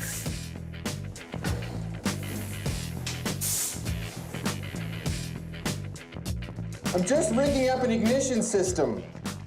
What exactly are we looking at? Danikin and Mancheska. Yeah. I filled this room full of oil paint fumes and thinner fumes. And they're all very, very flammable. And now I'm gonna blow it up. You actually think that this is gonna be worse than my 3,000 RPM murder fan? I think there's only one real way to find out, and that's by me pushing the button. Believe it or not, people have actually leveled their houses making the same stupid mistake. Here's why paint fumes and fire shouldn't be mixed. 3, 2, 1.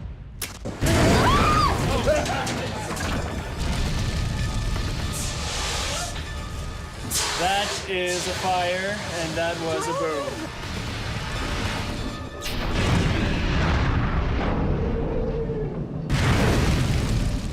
Now, that's one bathroom you wouldn't want to light a match in.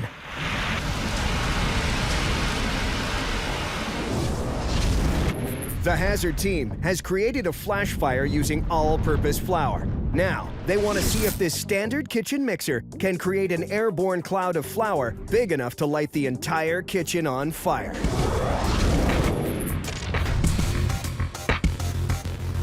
All right, here we go. They hope the beater blades on this mixer will stir up enough flour to create a cloud of flammable dust. We do get. A little bit. I can see it in the foreground. There you go. The mixer is kicking up a flammable cloud of dust directly above the bowl. But it's not enough to set the room on fire. For that, they're going to need a much more powerful appliance to get the flour circulating. All right, so clearly flour is flammable, but how can we maximize the hazard? I say we do what we did and just make it bigger. More fire, more flour. Huge industrial fans on both sides to just push all the flour right onto the flames. High-powered fans like these make sense in any hot kitchen. Large fan coming through. By aiming them at the ceiling, they should suck all the flour off the table and into the air, creating a cloud of dust. All right, I think we're done. All right, blow torches on, let's get out. Once that cloud comes in contact with the open flames, it should be goodbye kitchen. You gonna hit it? You ready? 3, 2, 1. The situations portrayed in this program are very dangerous. They have been performed by trained professionals in order to replicate worst-case scenarios of real-life hazards. Viewers should not, under any circumstances, attempt to replicate any of the situations presented in the program. The pressure cooker. Once found only on the bottom shelves of your grandma's kitchen cupboard, the sales of this device have recently skyrocketed. So have their pressurized lids. The Hazard team has set up a cook-off to test this device that seriously injures hundreds of people every year. You're the chili king, are you not? I make a mean chili. Over 50% of pressure cooker-related injuries involved explosions or liquid bursting out of the pressure cooker. There's more meat. Francesca and Brendan are making some chili to test the hazards of a pressure cooker. Anyone who's used a pressure cooker knows that they're dangerous. It is great. It's the best chili ever. What makes a pressure cooker different than a normal pot is the sealed lid. As the temperature inside the cooker rises, the molecules move and expand with nowhere to go, creating enough pressure to raise the boiling point of water from 100 degrees to 120 degrees Celsius. The only safety mechanism on this pot is the steam release on the lid, which kicks in when the pressure rises above 15 psi. Any more than that, and the cooker can explode. If any of the safety mechanisms on this device are compromised, you can have a very messy situation. So you can see the pressure cooker is venting off steam, Yep. which means that it's maintaining its 15 psi, 121 degrees Celsius. This is still hazardous, though. We have something under pressure that's above boiling. If we made it improperly maintained, or a pressure cooker that's got a faulty safety valve, If the steam valve is compromised, no steam is going to be released. or somehow we're able to open the pressure vessel while it's still under pressure, then that could be pretty dangerous. Human error aside, it's a dangerous tool in the kitchen, and I think people underestimate it. Should we go check on it? Yeah. Let's open it. Whoa! You can't open it while it's on its contents under pressure. There's a reason there's a safety lock on it. If you're gonna open it, I'm gonna be nowhere near it. Okay, I've got some safety gear. I'll put some safety Terrible gear idea. on. Modern pressure cookers have a lock that prevents you from opening them while cooking. But that's not stopping Brendan from forcing it open, recreating how many of these injuries occur.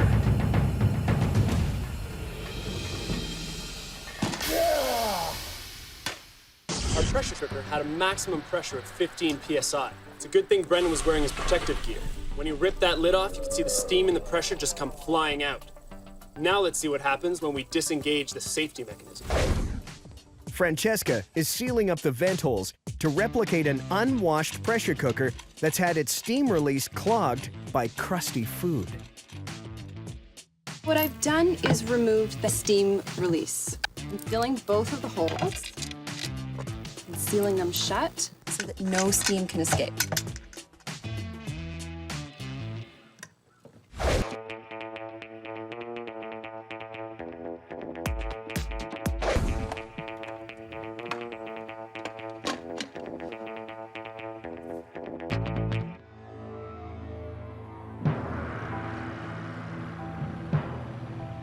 As the pressure builds inside the cooker, it has no way to escape.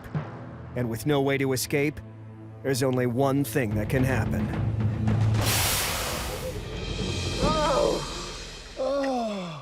Well, That is some explosive chili.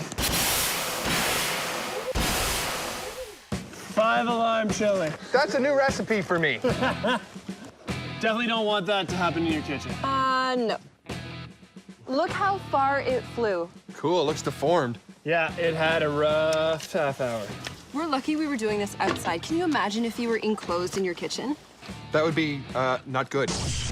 If you contain pressure in any vessel, it will eventually find the weak part, the fault. In this case, it happened to be the lid. When the pressure became too much, that's where the lid went. Normally, a pressure cooker is hazardous. You've got steam and pressure. But if your safety mechanisms ever get gunked up, you've essentially got a bomb.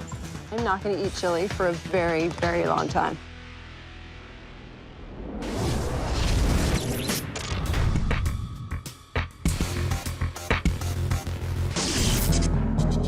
The Hazard team wants to show how a cloud of flour can create a violent flash fire that could bake your kitchen to a crisp. All right, here we go. They've already tried using a stand mixer, but it failed to stir up a big enough cloud. Large fan coming through. Now, they're hoping these high-powered fans will deliver the kind of turbulence they need. 3, 2, 1. They've pointed the fans at the ceiling so that they suck up all the flour on the table and disperse it through the room. If it works, these candles will spark a chain reaction that will cause a fireball. But not only are the fans failing to disperse the flour, they're actually putting the candles out. It's not gonna work. To make this experiment work, the team needs a stronger flame source and a way to fill the room with all the flour, all at once. I need a huge cloud of flour. What if we had an air compressor? Well, we could use the air cannon. That way we can load all of the flour in. A burst of wind that will push the flour airborne. The only thing we need is a flame source that won't go out. We need a mean propane torch. Like the same thing you'd use in like a barbecue, essentially. You want a tiger torch? Yeah. For a dust cloud to violently combust, the team needs that 8-to-1 ratio of oxygen to flour that makes ignition possible. I just want to make sure that it's high enough that when it shoots the flour out, it lands in the middle of the room. Based on the measurements of this kitchen, they're filling the funnel of this air cannon with a 10-kilogram bag of flour, hoping that will do the trick.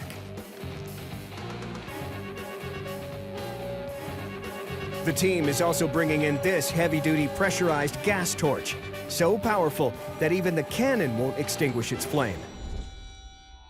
This air cannon has a tank of oxygen pressurized to 60 psi and is hooked up to a funnel filled with flour. When the team triggers the cannon, it will release a burst of air, forcing the flour out of the funnel, where it will pass through the flame of the torch, sparking a violent flash fire. Frankie, can you turn the gas on? Got it. All the way open. Thank you. Let's get out of here. Ready? Yeah. Get the trigger. In 3, 2, 1. Road collisions account for only 3% of vehicle fires, You think it's dangerous to drive? What about parking? which means the other 97% happen when your car isn't moving at all. Brendan, what are you doing? Come in the house. Actually, you should come to the bomb shelter. Brendan wants to recreate what happens if you come home and park your car over something that's already on fire, like a pile of burning leaves. You should actually come to the bomb shelter right now. Like now. What are you like talking- now. Like Brendan! now. The car's gas tank is nearly empty, which you'd think would make this far less hazardous. But think again.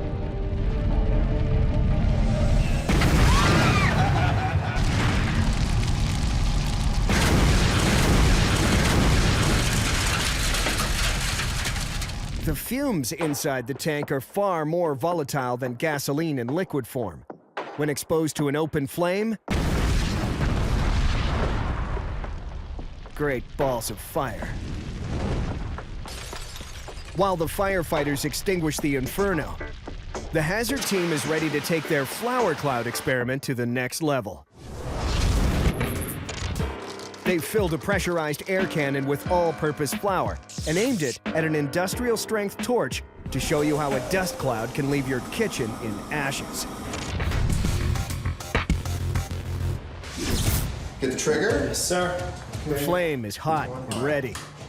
Now all Dan has to do is trigger the air cannon. 3, 2, 1. This flash fire isn't just igniting the flour in the room, it's burning up all the oxygen, too. If you're unlucky enough to get caught in its wake, your lungs would fill instantly with burning hot flames that would leave you breathless, permanently. There's a flash of flames, bit of smoke, and it's like it never happened. Can we go check it out? Yeah, let's go. Oh, wow, it's all over the wall. The amount of damage that happened in a few seconds is unbelievable. Where the cannon actually shot stuff onto the wall, there's really heavier marks. What's terrifying about this situation is that the fuel for this fire was something as innocent as flour. Something that you bake with every day. Something that's in every single kitchen throughout the world. When you get a cloud of flour like that, you don't know what could happen, especially when there's an ignition source. This is a serious home hazard.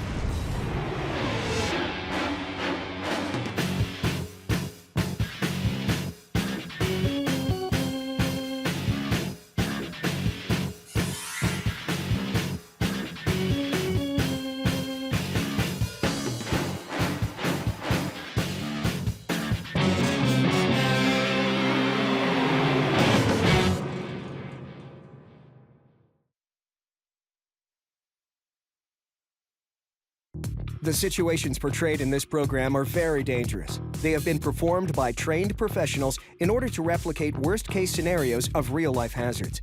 Viewers should not, under any circumstances, attempt to replicate any of the situations presented in the program. Coming up on House Hazards. The team unleashes a gardening nightmare. This thing is a huge hazard. Brendan's doppelganger feels the heat. Burn, dummy Brendan, burn! And an uninvited guest crashes a dinner party. Home, sweet home. Well, not as sweet as you might think. Your house is really out to get you. There are thousands of hazards hiding in every home, and our team of experts will separate the fiction from the facts so you can avoid domestic meltdown. Scientist Francesca will expose the hidden dangers lurking in every home. Engineer Dan will show you how everyday appliances can turn from labor-saving to life-threatening. And special effects expert Brendan will recreate the worst-case scenario.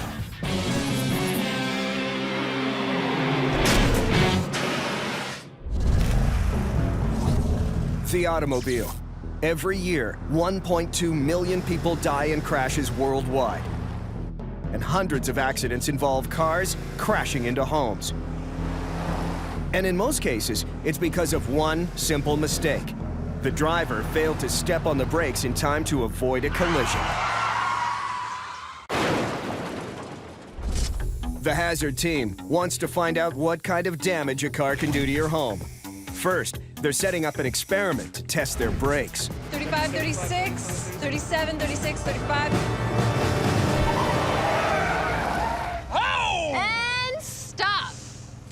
Driving at 50 kilometers per hour, the team wanted to see if Brendan could come to a safe stop after slamming on the brakes. So what do you think? That's pretty good. Braking distance on dry pavement depends on the speed of the vehicle. At 50 kilometers per hour, it only took Brendan 9 meters to stop. But at speeds over 55 kilometers per hour, stopping distance increases dramatically. So why don't we take this car to 40 miles an hour, I will hit the brakes, and we will see how far I travel. Let's see it. Okay.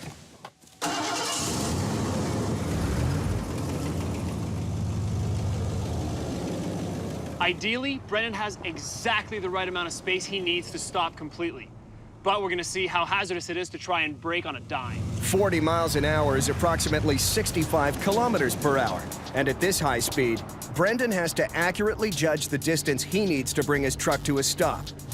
To make things interesting, Francesca and Dan have set up a pane of glass just past the stop line, representing the living room window of a suburban home. All right, Brendan, take two, floor it.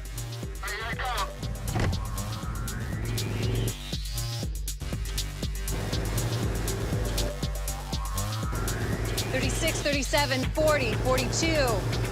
Holding at 42, 43. But before the team shows you what damage a car can do to a real house, Brendan is going to test out the lawnmower, a hazard that sends 80,000 Americans to the ER every year.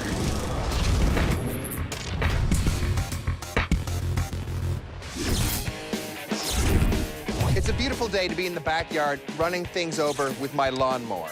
And by the way, lawnmower, serious hazard. Designed like a propeller engine, the lawnmower uses torque to spin a sharp horizontal blade at approximately 3,000 revolutions per minute. Perfect for shredding through light objects. Where the hell did he find that ball? Which Brendan's going to demonstrate by mowing over a few examples. What, he's been going through the garbage? Completely chewed up. Whoa, whoa, whoa, whoa! No, no, no! If you're gonna push this hazard this far, I want to be able to appreciate the destruction. If you run over it like this, we're gonna miss everything that happens. Yeah, all the good stuff is under there. Okay, how do we do that? Give us a second, and we're gonna rig something up so we can watch the chaos that happens when you run over stuff. He likes to mess things up, but I want to understand why they're getting messed up and how. That's why we got to take this hazard to a new level. As strong as it is, the lawnmower can't cut through everything. But what it doesn't cut, it can propel at 320 kilometers an hour towards anyone standing in the line of fire. You got some debris for me? Exactly why you're supposed to check for hard objects before cutting the grass. Awesome. In this pile, we have all sorts of debris that's gonna go flying. We have kids' toys, marbles, rocks, all things that when they go airborne, pretty dangerous. I'm excited. All right, we're good to go, Brendan. All right, I'll start the mower. Let's do it! Yeah. 6 meters away from the lawnmower, the team has set up a wall of glass jars, which, when full, are stronger than your skull. All right, here I go!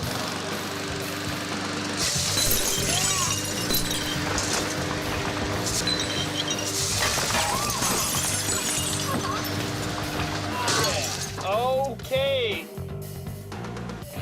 Yes! This is what could happen when you run over something light enough to be propelled, but hard enough to kill. It only takes one rock, and someone's life could be at stake. Well, That is rough. that's awesome. Well, we destroyed a good, like, dozen or 2 dozen jars. And I think one lawnmower. So the lawnmower is a hazard. You think? Do you think that was not a big stretch in the beginning? Like we were gonna get lawnmower hazard? I think so. Well, we saw that shooting stuff out can be hazardous, but I've got one thing that's gonna make this look like preschool.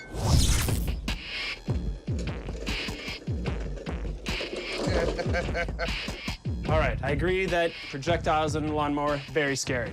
What I'm afraid of is the blade flying off. Yeah. I've released this blade, I've taken out all the notches that keep it on the drive shaft, and then I rigged this quick release.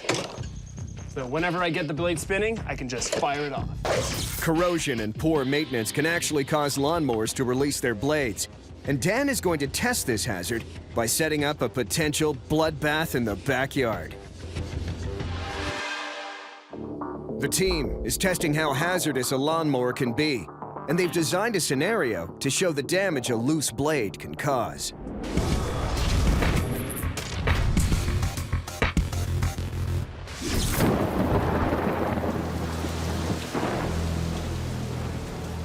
Dan has rigged the mower's blade to a remote quick release so that he can remain behind the safety shield when it spins off. This is so dangerous, the team has no way of knowing where the blade might fly. All right! All right! And on!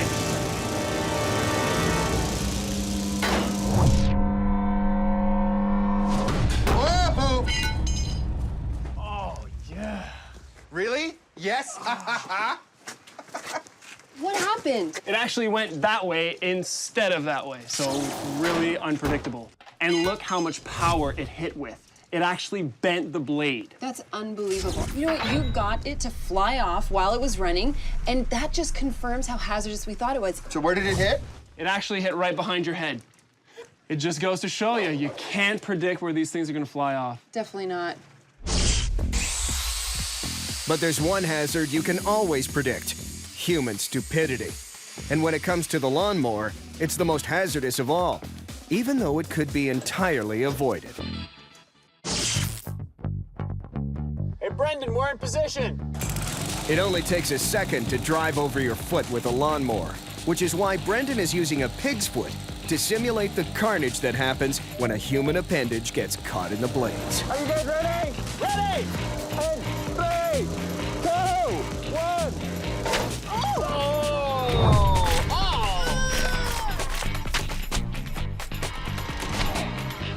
Oh, there's pig leg shavings there you everywhere. go. That was insane. Oh, there you go. Okay, that's gross. It shaved pig flesh all across the yard. Look at it. This thing is a huge hazard. No doubt about that. This is an injury that requires amputation 95% of the time. So you might want to pay attention to where you put your toes. The hazard team is testing the forces behind a vehicle plowing into a house. They've set up a pane of glass on a paved road and asked Brendan to bring his truck to a complete stop while going over 65 kilometers an hour.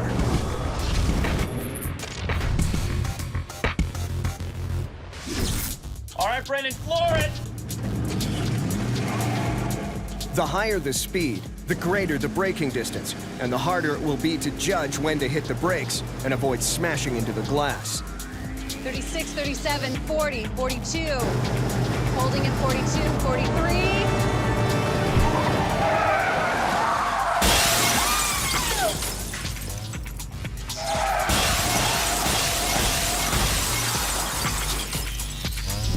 Driving at full tilt, Brendan slams on the brakes, but fails to stop in time. If this were a house, Brendan's truck would be inside the living room. Was that enough braking room? I'm gonna go with no. What was that like? That was fun. I'll do that again. Just a small increase in speed made a huge difference in stopping distance. Now that we know how this could happen, the hazard team wants to find out just how much damage it could do to a home. Let's go check out a spot where we can do it. Okay. But before the team shows you what damage a car can do to a real house, Francesca's cooking up another hazard in the kitchen. The modern electric toaster. Fast, convenient, and in 2008, deadly. Killing 791 people and making it one of the most fatal appliances you can have in your home. Anything that can take an innocent piece of bread like this and turn it into a piece of charcoal like this is definitely a hazard. A toaster is essentially a box with a heating element inside. When the lever is pushed down, electricity is allowed to flow through metallic elements made from resistor wires, which then radiate heat into whatever is put inside. Toasters may be a common appliance, but remember, they're designed to burn things, which means if you put something flammable in the toaster, like butter or oil, you could light a fire. Exactly what Francesca's about to try. What do you got going on here? I set up this mannequin to replace myself. I've got a gelatin hand waiting atop of the toaster. I want to see just how dangerous a toaster is when you're making toast.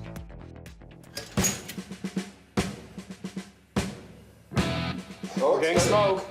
Within seconds, the coils inside have heated up to 650 degrees, 300 degrees hotter than the flash point of olive oil. If one drop of oil touches the wires, the toast could instantly ignite. Okay, well, it works. We definitely have a toaster fire. Even with less oil than used here, buildup over time can easily spark a deadly fire. Never put oil in a toaster. And it's gone. See, even the mannequin knows to take their hand off a burning toaster. Burning plastic. I'm out of here. This is pretty hazardous. You think you can do better? Yeah, I think I can do better than that. The situations portrayed in this program are very dangerous. They have been performed by trained professionals in order to replicate worst-case scenarios of real-life hazards. Viewers should not, under any circumstances, attempt to replicate any of the situations presented in the program. Francesca has shown that buttering your bread before putting it in the toaster could result in a very hot breakfast. But Dan thinks the toaster has a far deadlier hazard card to play. When the toaster was first brought to market, it was one of the first appliances to come with a warning label in every box. And there's a reason why. Electrocution. To show you how dangerous this is, I'm gonna do what everybody knows you should never do. Stick a knife into a toaster. Since I want uninterruptible power for this, and the house's power supply has some safeties built into it, I'm gonna use these car batteries. Just like Francesca's experiment, Dan is using a gelatin hand with resistor wires put inside, which are designed to conduct inefficiently and turn current into heat, showing how electricity can move through the body. In order to understand an electrocution, it's important to know the difference between volts and amps. If we think of an electrical current as a waterfall, the height of the waterfall would be the volts, and the amount of water falling would be the amps. That's why it's better to get hit with, say, 15,000 volts and 0.1 amps, like a raindrop falling from really, really high, instead of getting hit with 120 volts and 20 amps, kind of like a swimming pool falling on your head. Dan's 2 car batteries are each only 12 volts, but the toaster will draw from them as much as 13 amps. Here we go. Less than the standard capacity of a kitchen power outlet, but more than enough to cause a severe electrocution. Oh, you see that? Oh, wow. Oh, it's melting right through. That's great. Well, quite clearly, there's an electrical current traveling through Dan's ballistics gel hand. This is what happens to you when you get electrocuted. You're literally frying from the inside out. Yeah, if you got your hand in there, and if you were being electrocuted, you could not let go. All your muscles would clench up, and this is what happens. I always enjoy a really good fire, but I have to say, electrocution wins. Nothing is more common than a toaster. Something really innocent, but it can do this. Breakfast never looks so dangerous. But lucky for us, it's nothing compared to dinner time back at the house.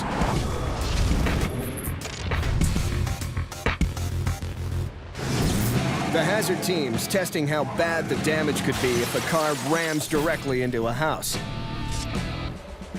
To prepare, they're building a ramp aimed right at the house, and they're swapping out the truck for a stunt car.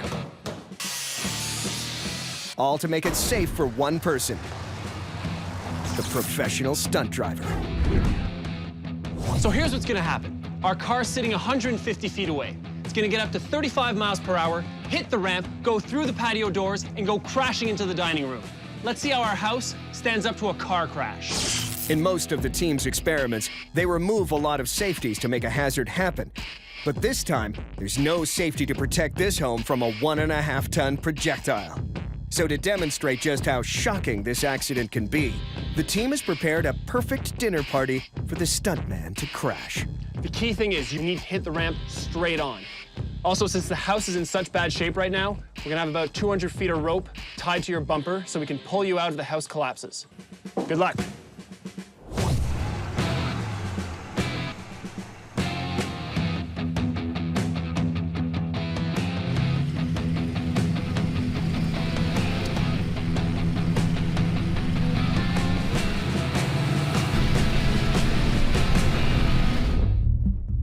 With dinner set and the engine hot, the team's crash test is ready to go. In 3, 2. But before the stuntman puts his pedal to the metal, Brendan wants to test a real hazard that could happen to any wannabe handyman.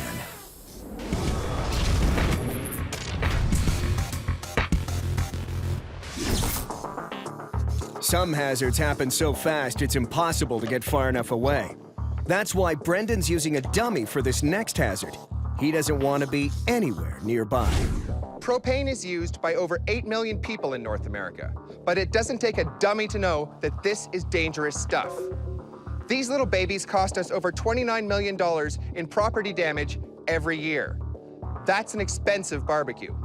The hazard team has already shown that a propane canister has a safety built in, allowing gas to be released slowly so it doesn't explode. Even an empty container can be explosive if the safety is bypassed, which is what Brendan's about to demonstrate. He's going to drop an oxyacetylene welding torch next to a propane tank. Exactly the kind of scenario that could play itself out in garages everywhere. It's time for this dummy to burn that dummy. A gas welding torch like this one burns close to 4,000 degrees and can cut through steel almost instantly. Meaning, if this situation happened by accident, you'd have only seconds to react.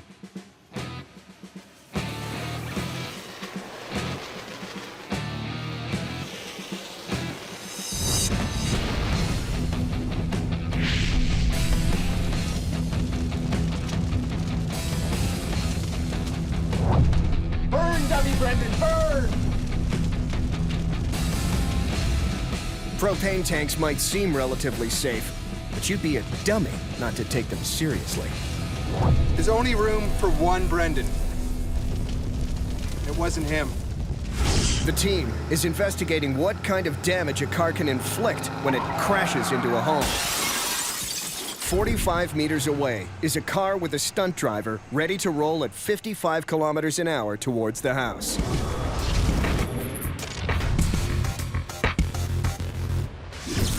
Inside is a family's worst nightmare, a typical Sunday dinner lying directly in the path of destruction, without a clue as to what's about to happen.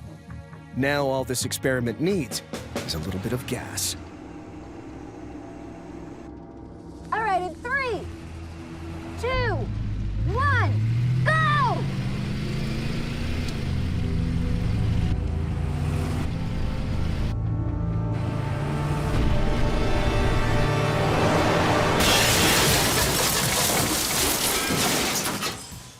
Well, that ruined dinner.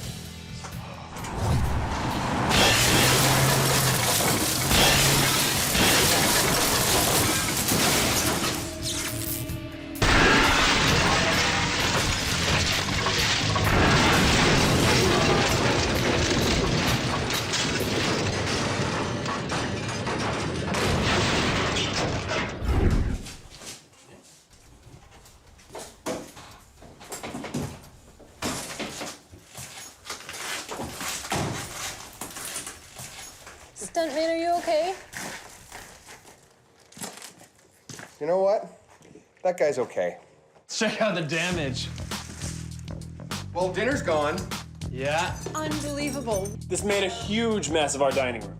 As we saw earlier, the faster you go, the greater the distance needed to stop safely. Even though the car was traveling at only 56 kilometers an hour, the devastation still hits home. Anyone sitting down for dinner would have no chance to avoid this life-threatening disaster. At least this room's bigger than the garage. Maybe we should keep the car in here. I think that's a good idea. It's a nice addition.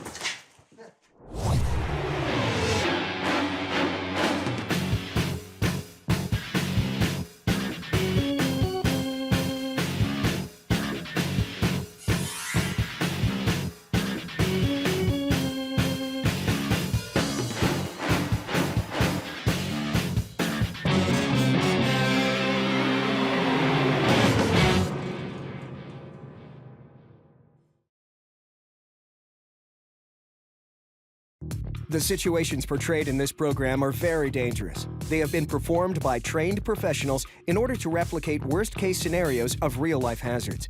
Viewers should not, under any circumstances, attempt to replicate any of the situations presented in the program.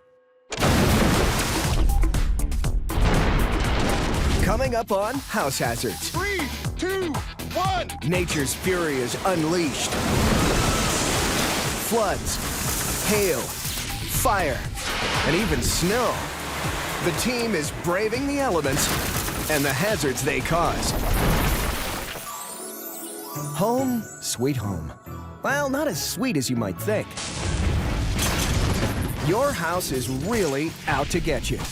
There are thousands of hazards hiding in every home, and our team of experts will separate the fiction from the facts so you can avoid domestic meltdown. Scientist Francesca will expose the hidden dangers lurking in every home. Engineer Dan will show you how everyday appliances can turn from labor-saving to life-threatening. And special effects expert Brendan will recreate the worst-case scenario.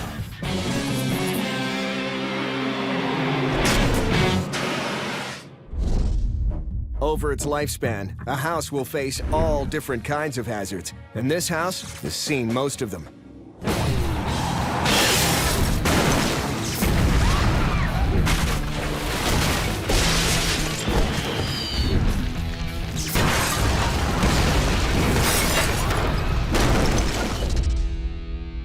That house is in rough shape. But while we can prevent many of these disasters from happening, others are in the hands of Mother Nature, and it's up to us to protect ourselves as best we can. Ready? Yeah. Bring the platform in right above the buckets. Brendan, I'm in the tree right now. Can you try to negotiate a little better, please? Today, the team is going to test how well we're protected from two hazards that together cause over $10 billion a year in damages. Easy does it, Brendan. When Mother Nature wants to be, she can be very hazardous. From tornadoes to earthquakes to avalanches. But today, we're gonna see which is worse. A hailstorm or a flood. First up is a hailstorm. Hail forms when ice from storm clouds begins melting into rain. If an updraft of wind draws it back up, it refreezes, adding an extra layer of ice, creating the hailstone. As this cycle of thawing and refreezing repeats itself, the hailstone grows until eventually there are large chunks of ice falling from the sky. To demonstrate the trouble that a hailstorm can cause, Francesca's planned a full-on assault. Dan and Brendan will be firing a pair of high-powered industrial vacuums filled to the brim with salt rocks, simulating the average hailstone. On the telehandler, 2 air cannons loaded with dozens of golf balls have been rigged to launch directly at the house, replicating a very destructive hailstorm. And finally, Francesca's gearing up. She'll be shooting frozen paintballs out of a semi-automatic 50 caliber paintball gun. It'll simulate about the same speed and impact that quarter-size hailstones would have. Her target is the front of the house, complete with glass door and awning. The awning is made out of the 3 most common roofing materials: aluminum, shingles, and vinyl. The roof is our first line of defense against the elements, which means it's also the first to get damaged. The team wants to know which material can withstand the hailstorm best and which one will cost insurers the most. Okay, go for it.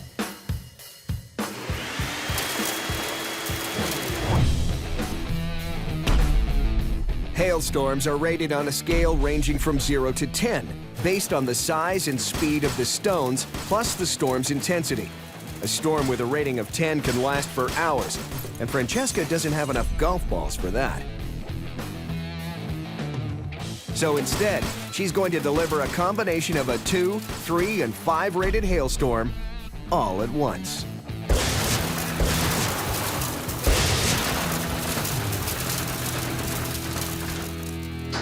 That was beautiful. It was like Hailstorm. violent Christmas snow. Even though Francesca's paintballs were small, they were traveling close to the top speed a hailstone can reach, almost 200 kilometers an hour, easily breaking through the glass door. You took care of the door. I did, didn't I? And the windows. Meanwhile, traveling at an average speed of 32 kilometers per hour, the larger salt rocks proved no match for any of the roofing materials. But then, there were the golf balls, traveling at 120 kilometers an hour with a collective weight of 7 kilograms. Definitely a lot of damage. The vinyl stood up pretty well. The asphalt shingles look pretty good. It's the aluminum that is really, really banged up. This awning has seen better days. I appreciate why you wanted to do this. It demonstrated hail well, but mine's much more simple, and it's much more destructive. Brendan's test takes 200 lives every year and is the leading cause of weather-related deaths in North America. Behold, the flash flood. A flash flood occurs when heavy rains dump so much water, it's impossible for the ground to absorb it all. The remaining water accumulates, rapidly flowing downhill, often in the path of houses, which Brendan is about to demonstrate. I've got 3 dump tanks up here. Each dump tank holds about 100 gallons of water. So when I pull them all at once, I got 300 gallons of water aimed straight at the front door. Into the tanks, Brendan adds another ingredient to the potential watery devastation: debris. It's the kind of stuff that would actually get picked up during a flash flood. During a flood, large objects such as these are propelled by the force of the water, ramping up the damage. It's all aimed at the house. Are you guys ready in there? All right, bring on the flood. Flash floods arrive without much warning, with the storms often miles away from the flood path. And just like a real flood, anyone still inside this house would have no way of knowing that hundreds of gallons per second were about to be unleashed on their front door. All right, here we go. And 3, 2, 1, go!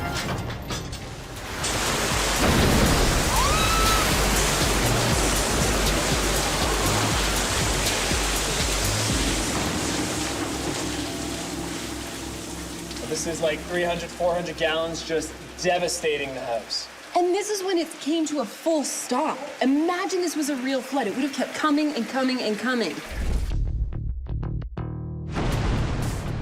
If this were your home, there's almost nothing you could do to prevent this devastation.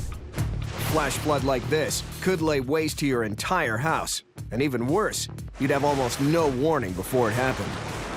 What do you think? This is absolute destruction. Francesca's hailstorm looked spectacular, but it didn't really cause much damage.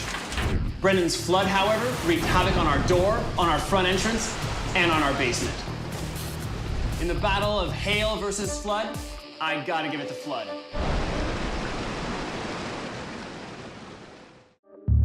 Under the hot sun, the last thing you'd think of is a snowstorm.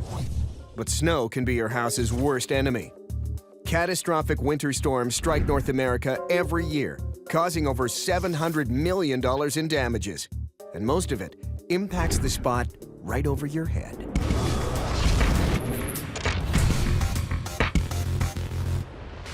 Today we're testing to see just how hazardous it is when too much snow collects on your roof. Most roofs are designed to support a snow load of 50 to 100 kilograms per square meter.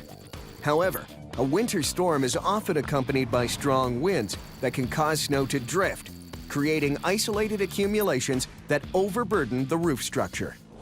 We don't have a snowstorm today, but what we do have is gravel and a huge conveyor belt. Okay, bring it in. At more than 2.5 times the weight of snow, the team shouldn't need much gravel to cause a breach. And by using the conveyor belt, they'll be able to focus it onto one spot, replicating a roof-busting snowdrift. Okay, go, good, that's good. With everything in place, Brendan starts the snowstorm.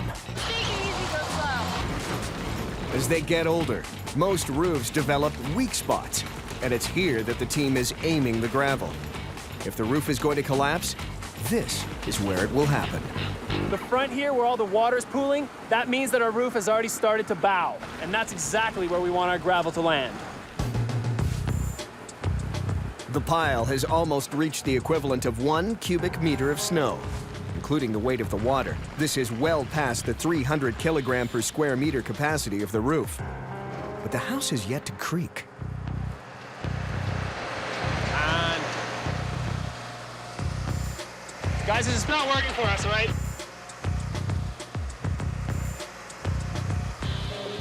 Those beams up there are double joist, and they run the entire span of the roof. Built like a tank, this house is putting up a fight. If the team wants to simulate a real disaster, they'll need to focus their assault on the inside. But before they do, Dan has another winter remedy that might cause more harm than help.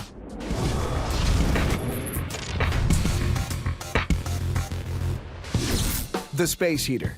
Like a little fireplace, it provides supplemental heat throughout the long winter nights. But just like its flame-filled counterpart, this thing's also a killer, 54 times more likely to be lethal than a central heating system.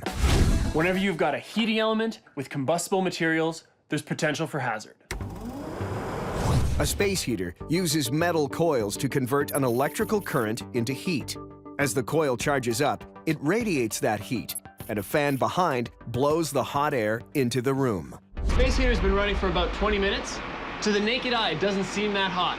But when you put the thermal imaging camera on it, you can tell the coils are above 340 degrees Celsius.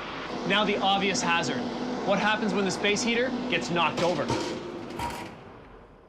It turned off because every space heater has built-in safety mechanisms. To show you how truly hazardous this can be, I'm gonna have to disable them.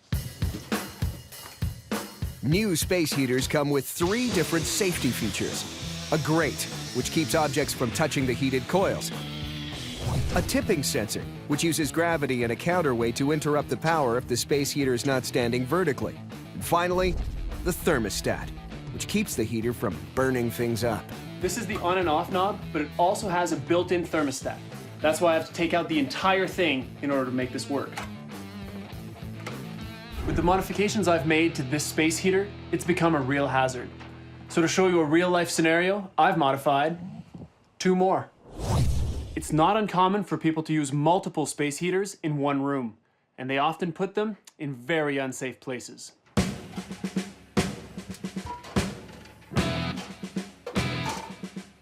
Whoops. With the malfunctioning heaters now inches away from the highly flammable bedroom materials, Dan has created quite the fire hazard.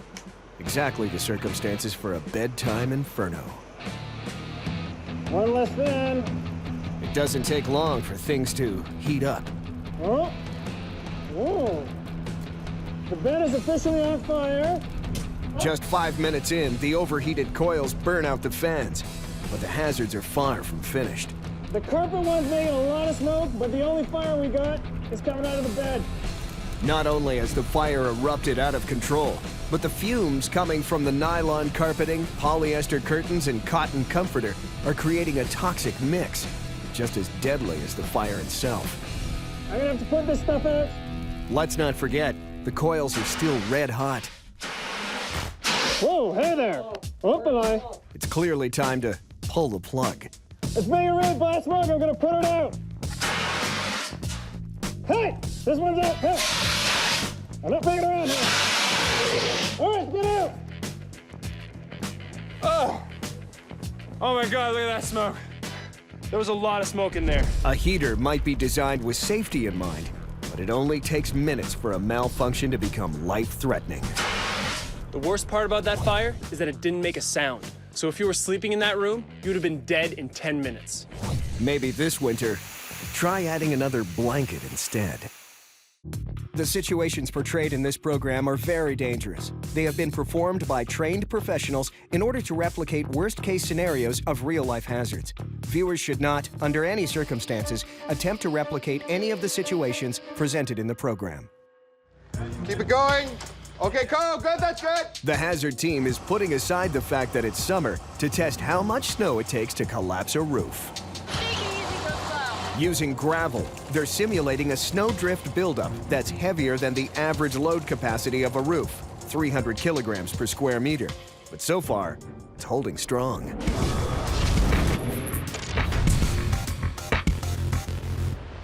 Those beams up there are double joist and they run the entire span of the roof. Whatever your climate, there are two basic types of roof construction. The pitched roof has a slope of 10 degrees or more. Once the snow load reaches a certain level, it will slide off under its own weight. The flat roof, however, needs to be much stronger, as the snow has nowhere to go, allowing for larger buildups that could be catastrophic.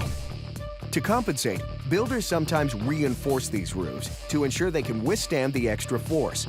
Exactly why Dan suspects the roof is still standing. Brendan, cut it, all right? Francesca, cut it, it's not working. Cut it! This is not working for us, all right? Nobody makes things like that anymore. They're way too strong. We're gonna need to compromise them. That could happen in a real home. Poor carpentry, no maintenance. Yeah, maybe there's a leak in the roof and they start to eat away at your beams.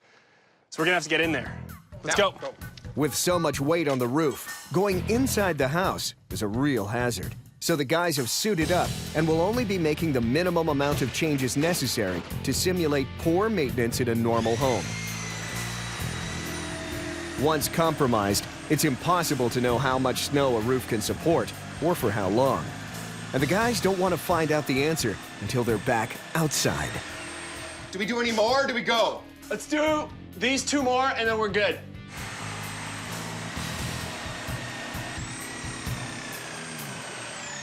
Dan! I think I can hear creaking. With the joists weakening and 360 kilograms of gravel sitting on top, it's time for the team to get out of the building. But before the experiment can start back up, there's one more cold weather hazard Brendan wants to show you.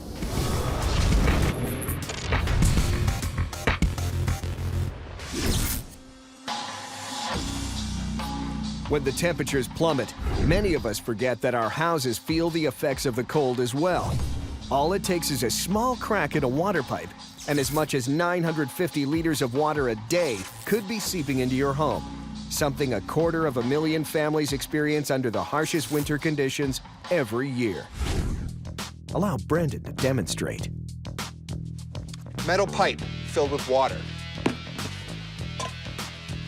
Liquid nitrogen. This is what happens when your pipes freeze in the winter. At minus 196 degrees Celsius, Brendan's using liquid nitrogen to accelerate the freezing process of a harsh winter night.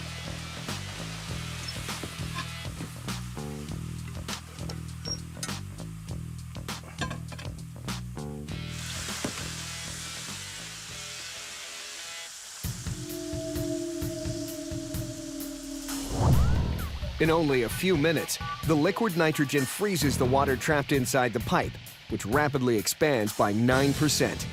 And the result? So you see that? You see the crack? That's what happens to solid cast iron when it freezes in the winter. It cracks your pipes. That's the power of the frozen water in your pipes. Cracked pipes on average cost homeowners $6,000 in repair bills. But it's easy to avoid by insulating the pipes, installing heat tape, and even letting a tap drip on an extra cold night. Now, what do I do with all this liquid nitrogen? Liquid nitrogen is a cryogenic fluid that boils at minus 196 degrees Celsius. Anyone can buy it, and it's used in everything from science projects to preparing gourmet cuisine. But don't underestimate its danger. This stuff can cause severe frostbite when exposed to skin.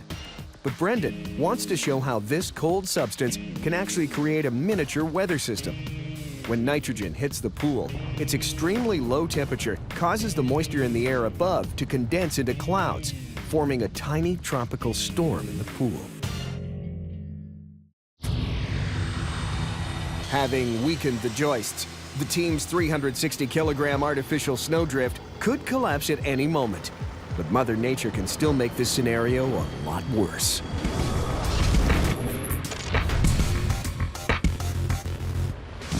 The second load is reaching the top. Over a long winter, the hazard created by the team could easily sit undetected for months, weakening the beams further with each passing day. Nice, guys. It's looking really good. If another storm were to hit the house, it could be a family's worst nightmare. But the team's going to show just how bad a winter can get. On average, a city in North America suffers 5 winter storms a year. And while a roof may be able to take 1 or 2, unless the snow is cleared or allowed to melt, the weight will keep building. Just keep going like that, guys. It's perfect. Already past its maximum load limit, there's no way to tell if or for how long the roof will last. Whoa! Guys, we are starting to have a collapse. The water is draining. It's important to remember that gravel is about 2.5 times denser than snow. So this represents a much bigger pile, but it still didn't take that much to start the roof collapsing. It's not completely down, but it's dropped a good 2 feet. Look at all the water pouring in. Pouring through. Make no mistake, the breached roof is already a hazard, exposing the house and anyone inside to the severe cold of the winter. But nature can be very unforgiving, with snowfalls lasting for hours and hours. And so with that in mind, the team continues adding to the load.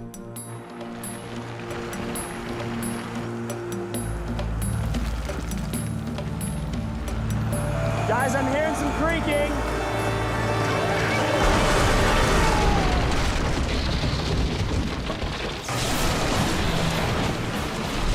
With the equivalent of 3 cubic meters of snow on a single spot, it finally gives way, completely destroying one side of the house.